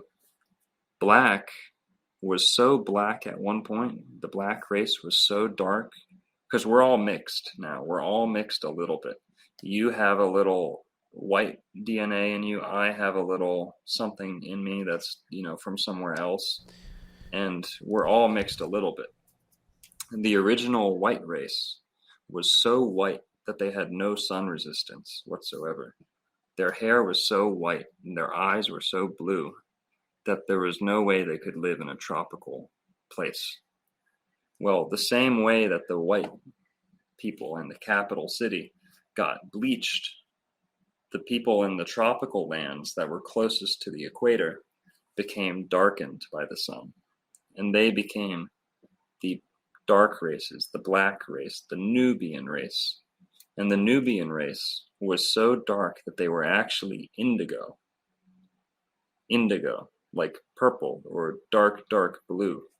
And if you've ever seen some of these, like the Dinky, I think the Dinky tribe, or some of the Zulus, some of these dark, dark sub-Saharan Africans, they're so dark that they glimmer almost purple, and it's almost magical when you see these like pure black race. And it's the same way when you see someone with the clear eyes, right? A lot of them. Some of them, yeah. Some of them. But they're also some of the tallest. That's something else that you have to realize. The pure races, and you don't want to say pure race too much. People don't like stuff like that. It's racist as fuck. the pure races were the tallest races. So the pure black people, if you see the Dinky tribe, I think that's what they're called. That's like the Dinka tribe. The Dinka tribe is where you get the tallest people on the planet. Well, the other tallest people on the planet, and they're dark black. They're like indigo, like an indigo snake. Like, interesting. Yeah, they are really tall. They're the tallest, the Dinka tribe. The other tallest people on the planet are the Dutch and the Nordic people, which are the pure white. They're 99% of that Atlantean white Cro-Magnon DNA. And those are the other tallest people on the planet, is the whitest of the white. So you have the whitest of the white being very tall, and then you have the blackest of the black being very tall. They cut into their heads. Have you seen that? Yeah, they do stuff like that too. There's different groups, there's different sections, but you see how tall they are. It's just insane.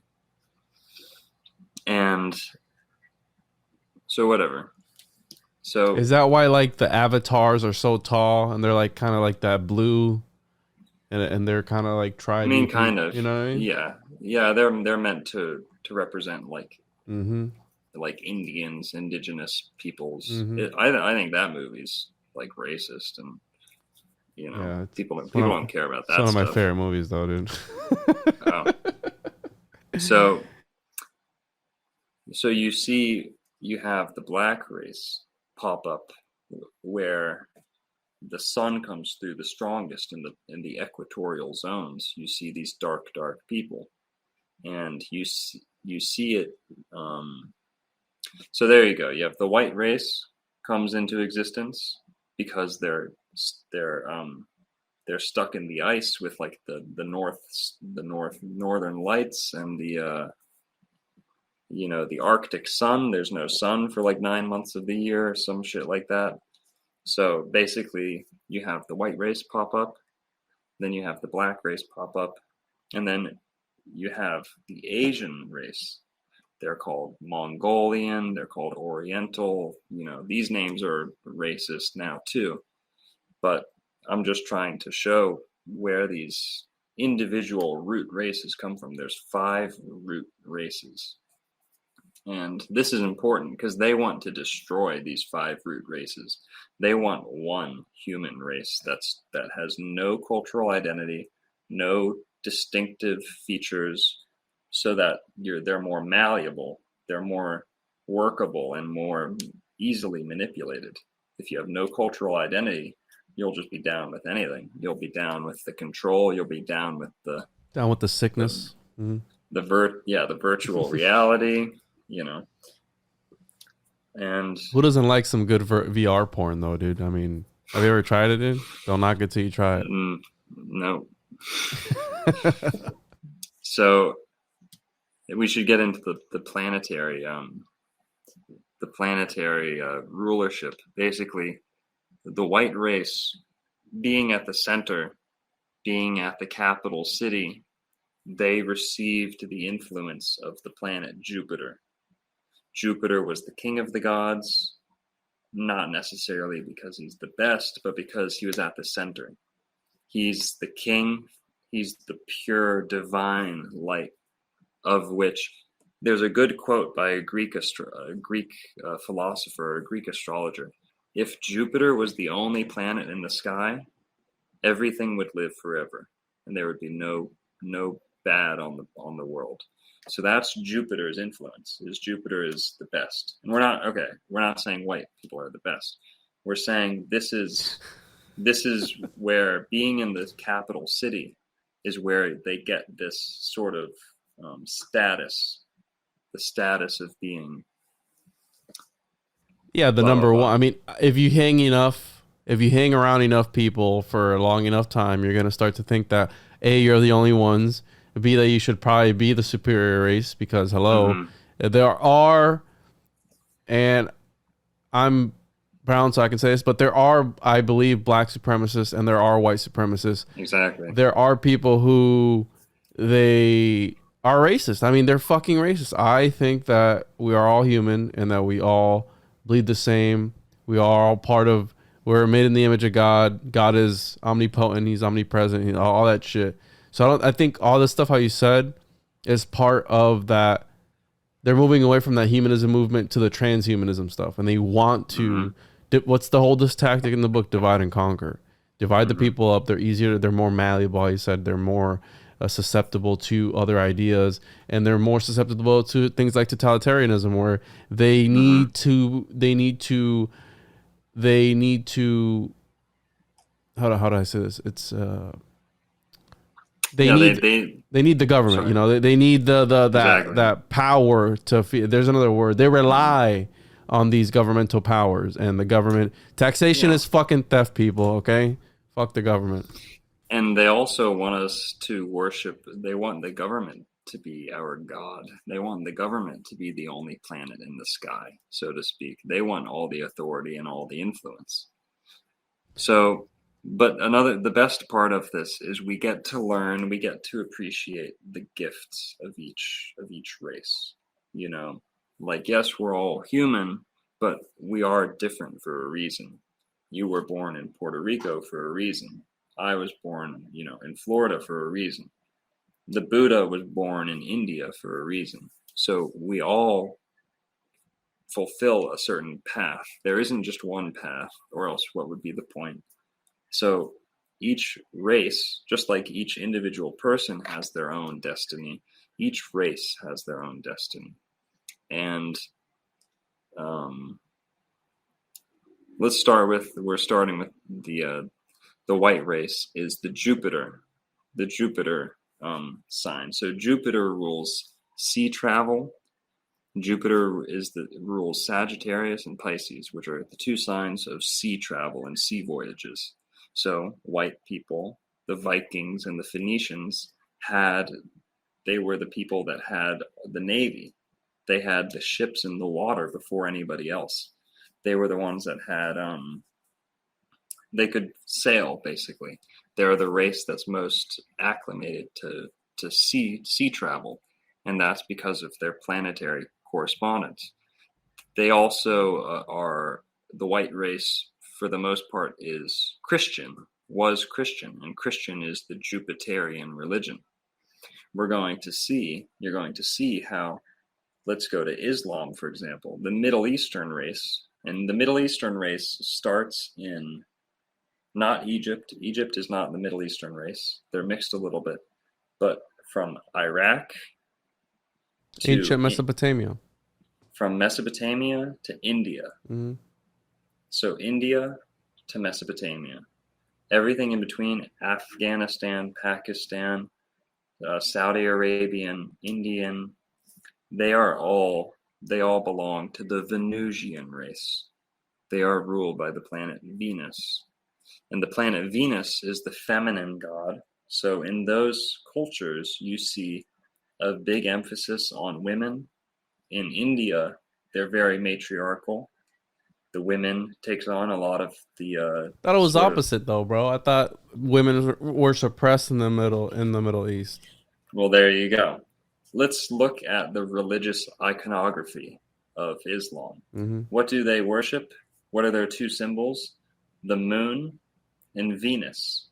Interesting. So the morning star is Venus. Lucifer. Lucifer is is Venus, by the way. Venus is Lucifer, and Venus is the morning star. The star that very often is in the crescent of the moon, because it rises and it sets very close to the moon. Because they're both feminine. So Venus is the star that you see on all of the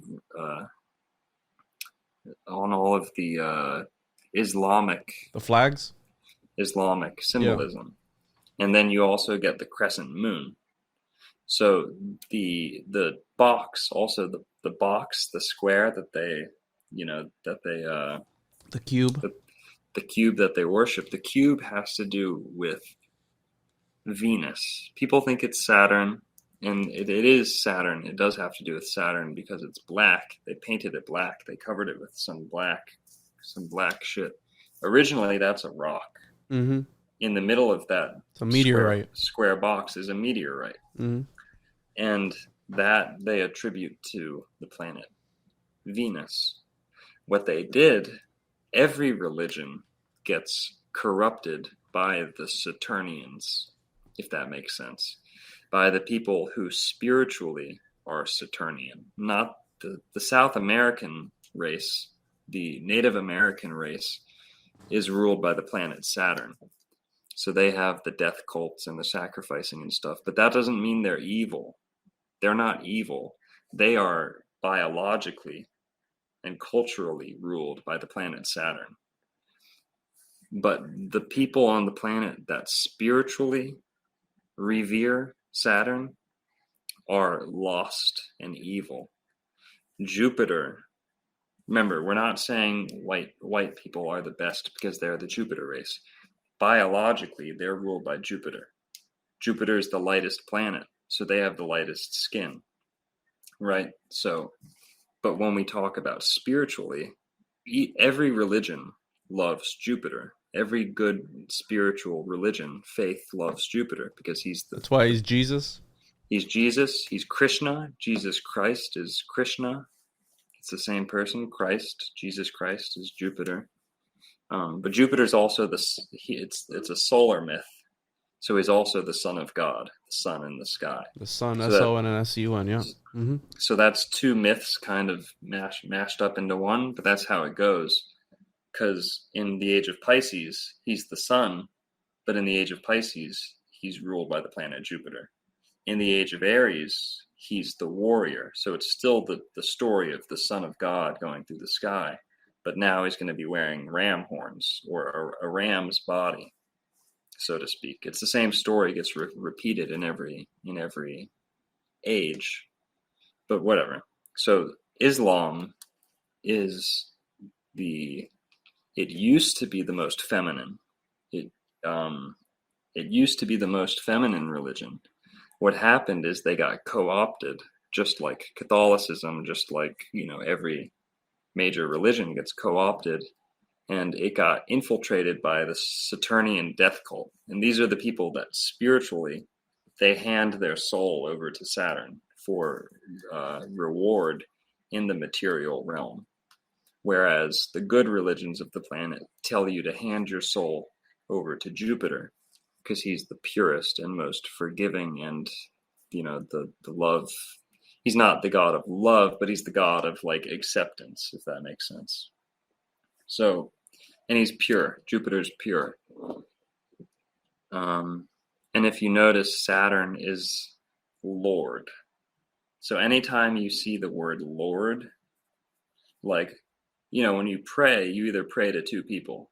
You're either praying to Jesus or you're praying to the Lord. The Lord is the punisher. He's Saturn. He's the stepfather. He's the punisher. He's the false father. Jesus, his false father was Joseph. Joseph is the Hebrew name, Joseph. In Egyptian, his name is, in Joseph is the English name. In Hebrew, his name is Seth. In Egyptian, his name is Set. In What Roman, the fuck, bro? Seriously? In Roman, his name is Saturn. Mm-hmm. This is where you get the word satire, satin. Satin is what you get wrapped in when you're dead. Satin, or you wear satin to a funeral. Satin is, satin. Satire is the darkest form of humor. Black comedy, black comedy. Black, Saturn rules blackness. Not black skin, but blackness, like darkness, like evil. So That's why Saturn, Antifa is black, right? right, and Saturn is the black sun. He's the black sun. And the evil people worship the black sun because they don't like Jupiter. Jupiter isn't going to reward you for doing evil things. People always ask too, well, if there's a God, why are there evil people? Why do evil people get so ahead in life? Well, the answer is God is not just one God. He's 7 gods, and one of those gods, one of his faces, is the punisher. It's the evil God that will give rewards to people that punish others. If that makes sense. So there's a god of evil. So if you do evil deeds, one of those gods is going to reward you, and his name is Saturn. So these demons, these evil families of the earth, they make deals with Saturn. And they do things that Saturn will reward them for, but Jupiter will disavow them for. Jupiter will, disagree and turn his back on them, but they don't care because they want to rule the material world. So they prefer to give up their eternal soul in return for power in the material world. And Saturn is the god that makes that happen. Saturn is the god that is all about sacrifice. You sacrifice and he will It's funny that sacrifice, you have the same thing with sacred, the sacral chakra. So it's because a sacrifice isn't always bad, right? Right. A sacrifice can be also good to appease.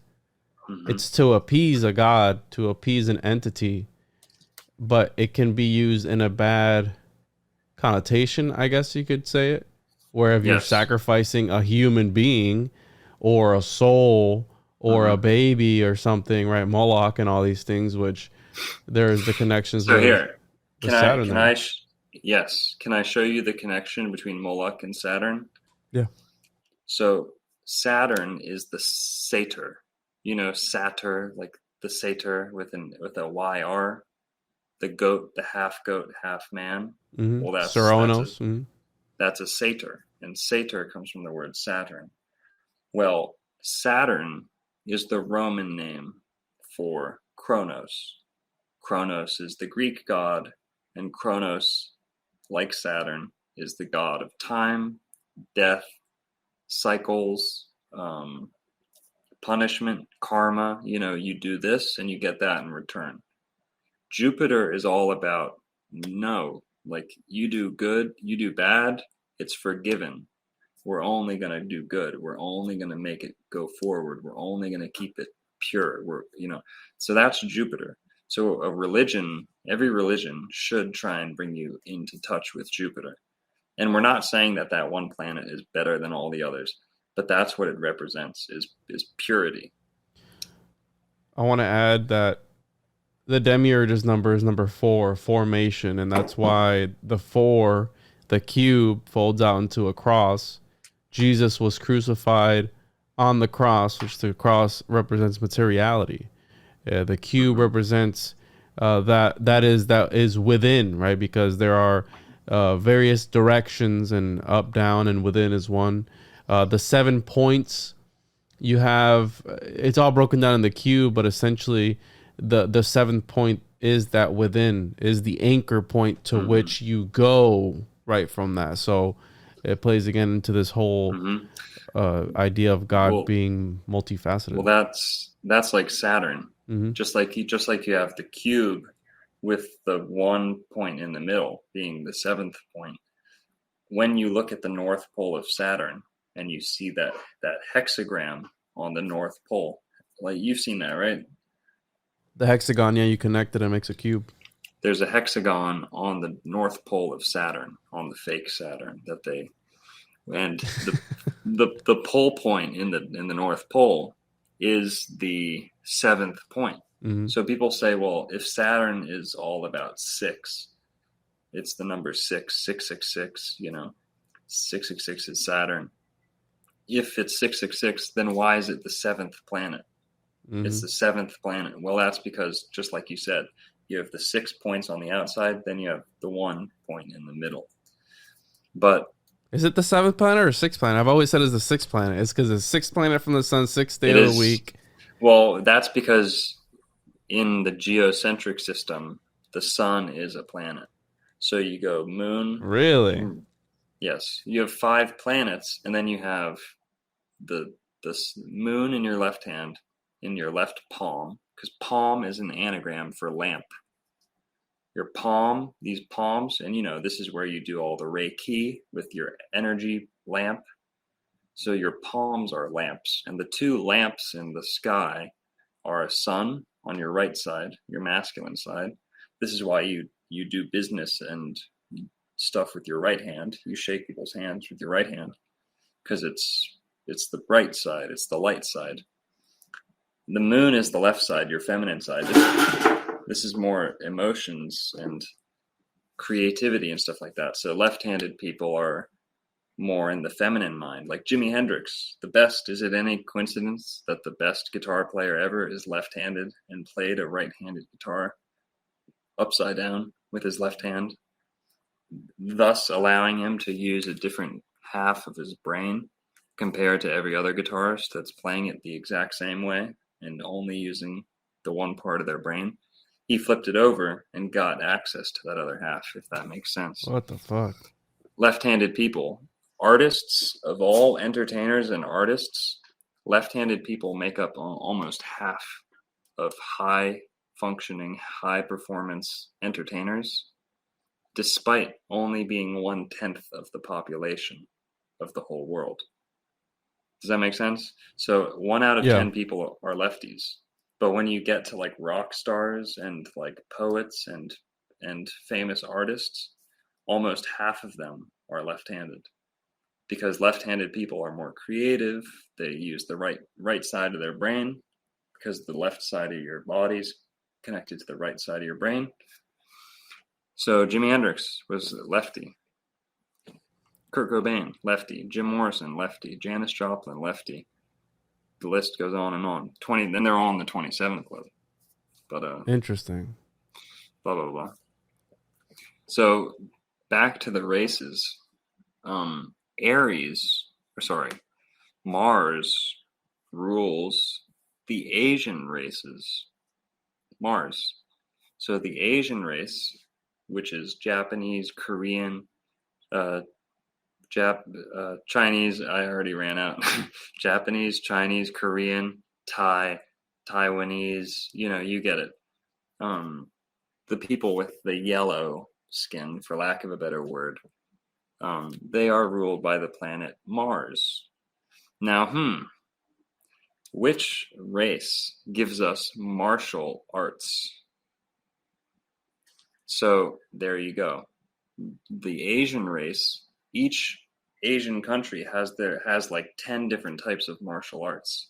Then you go to Europe and there's no martial arts. So you see how these planetary, and Mars is all about hands-on and being like the body and fighting and healing, but hands-on healing. So in Asia, you see a lot of hands-on healing, whether it's the massage, the acupuncture, and acupuncture. Pretty violent, right? That's pretty Martian. I've never had it before. But looks gnarly. It's piercing. It's getting you get pierced. So that's a very martial treatment. Massage can be pretty violent too, especially when you see how it's supposed to be done. It can hurt you, so. And it releases toxins in your body too.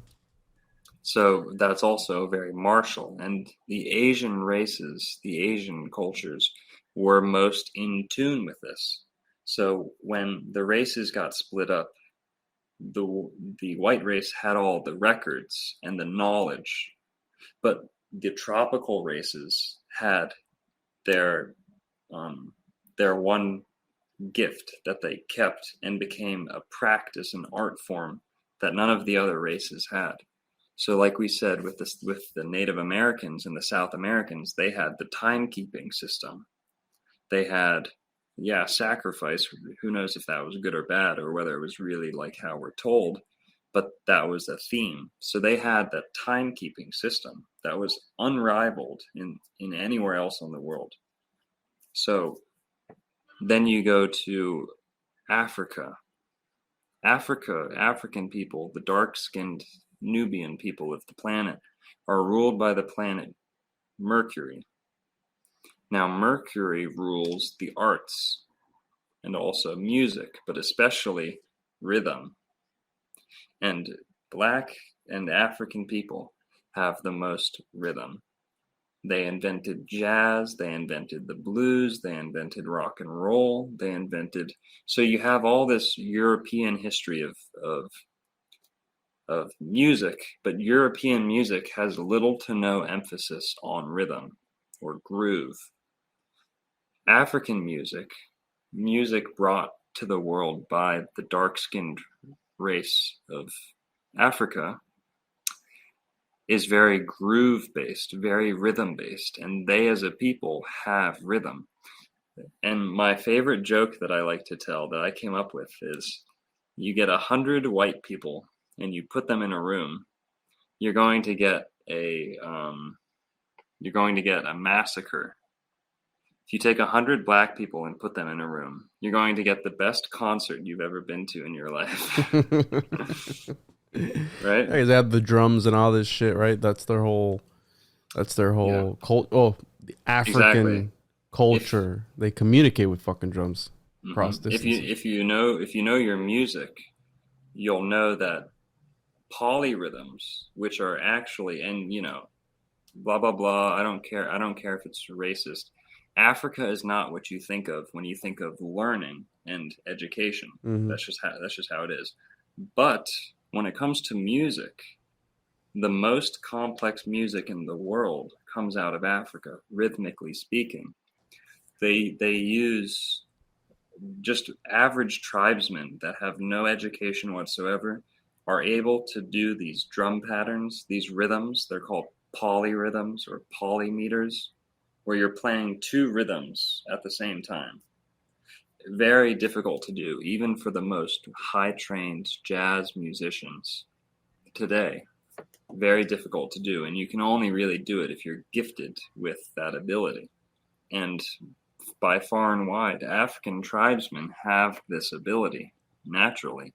So that's why African-descended people they have rhythm.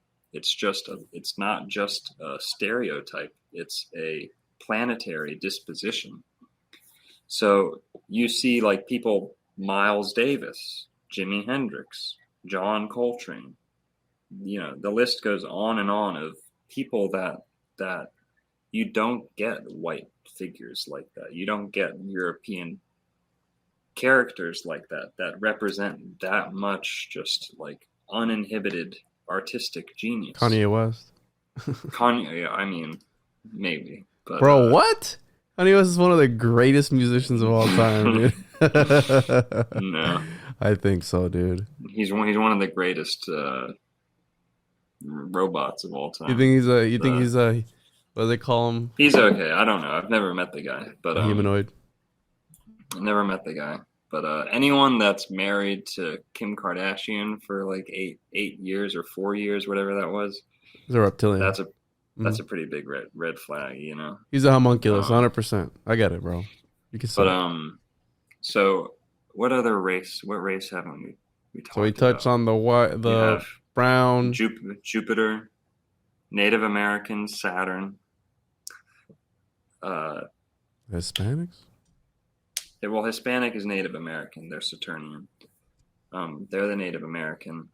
Jupiter's the white race, the Nordic race. Like all the white races we have today, those are mixed. Those are mixed people. The original white race is so far removed, it almost doesn't exist today. Just like the black race, like from the Caucasus Mountains. Are those the OG whites? Well, that's where they landed. That's where they landed after the flood. Because remember, they were the only people. They were the only people that had the boats when the flood happened. Every race had like helicopters, advanced technology, boats, what the fuck? Airplanes, spaceship. Every race had that at some point in time. But after the most recent ice age, these are the cards that we were given. If that makes sense. So Noah's Ark is about the Caucasian race leaving the North Pole after the Ice Age, after the flood. They leave the North Pole and they make first contact with the tropical races, the Black, the Asian, the Mediterranean. They meet up with them after the Ice Age. And there's 5 different races that are extremely, extremely different. And that's part of the game that we're given in this age, is that there's racial differentiation. It wasn't always like that, and it's not always going to be like that. But those are the conditions that we're under right now.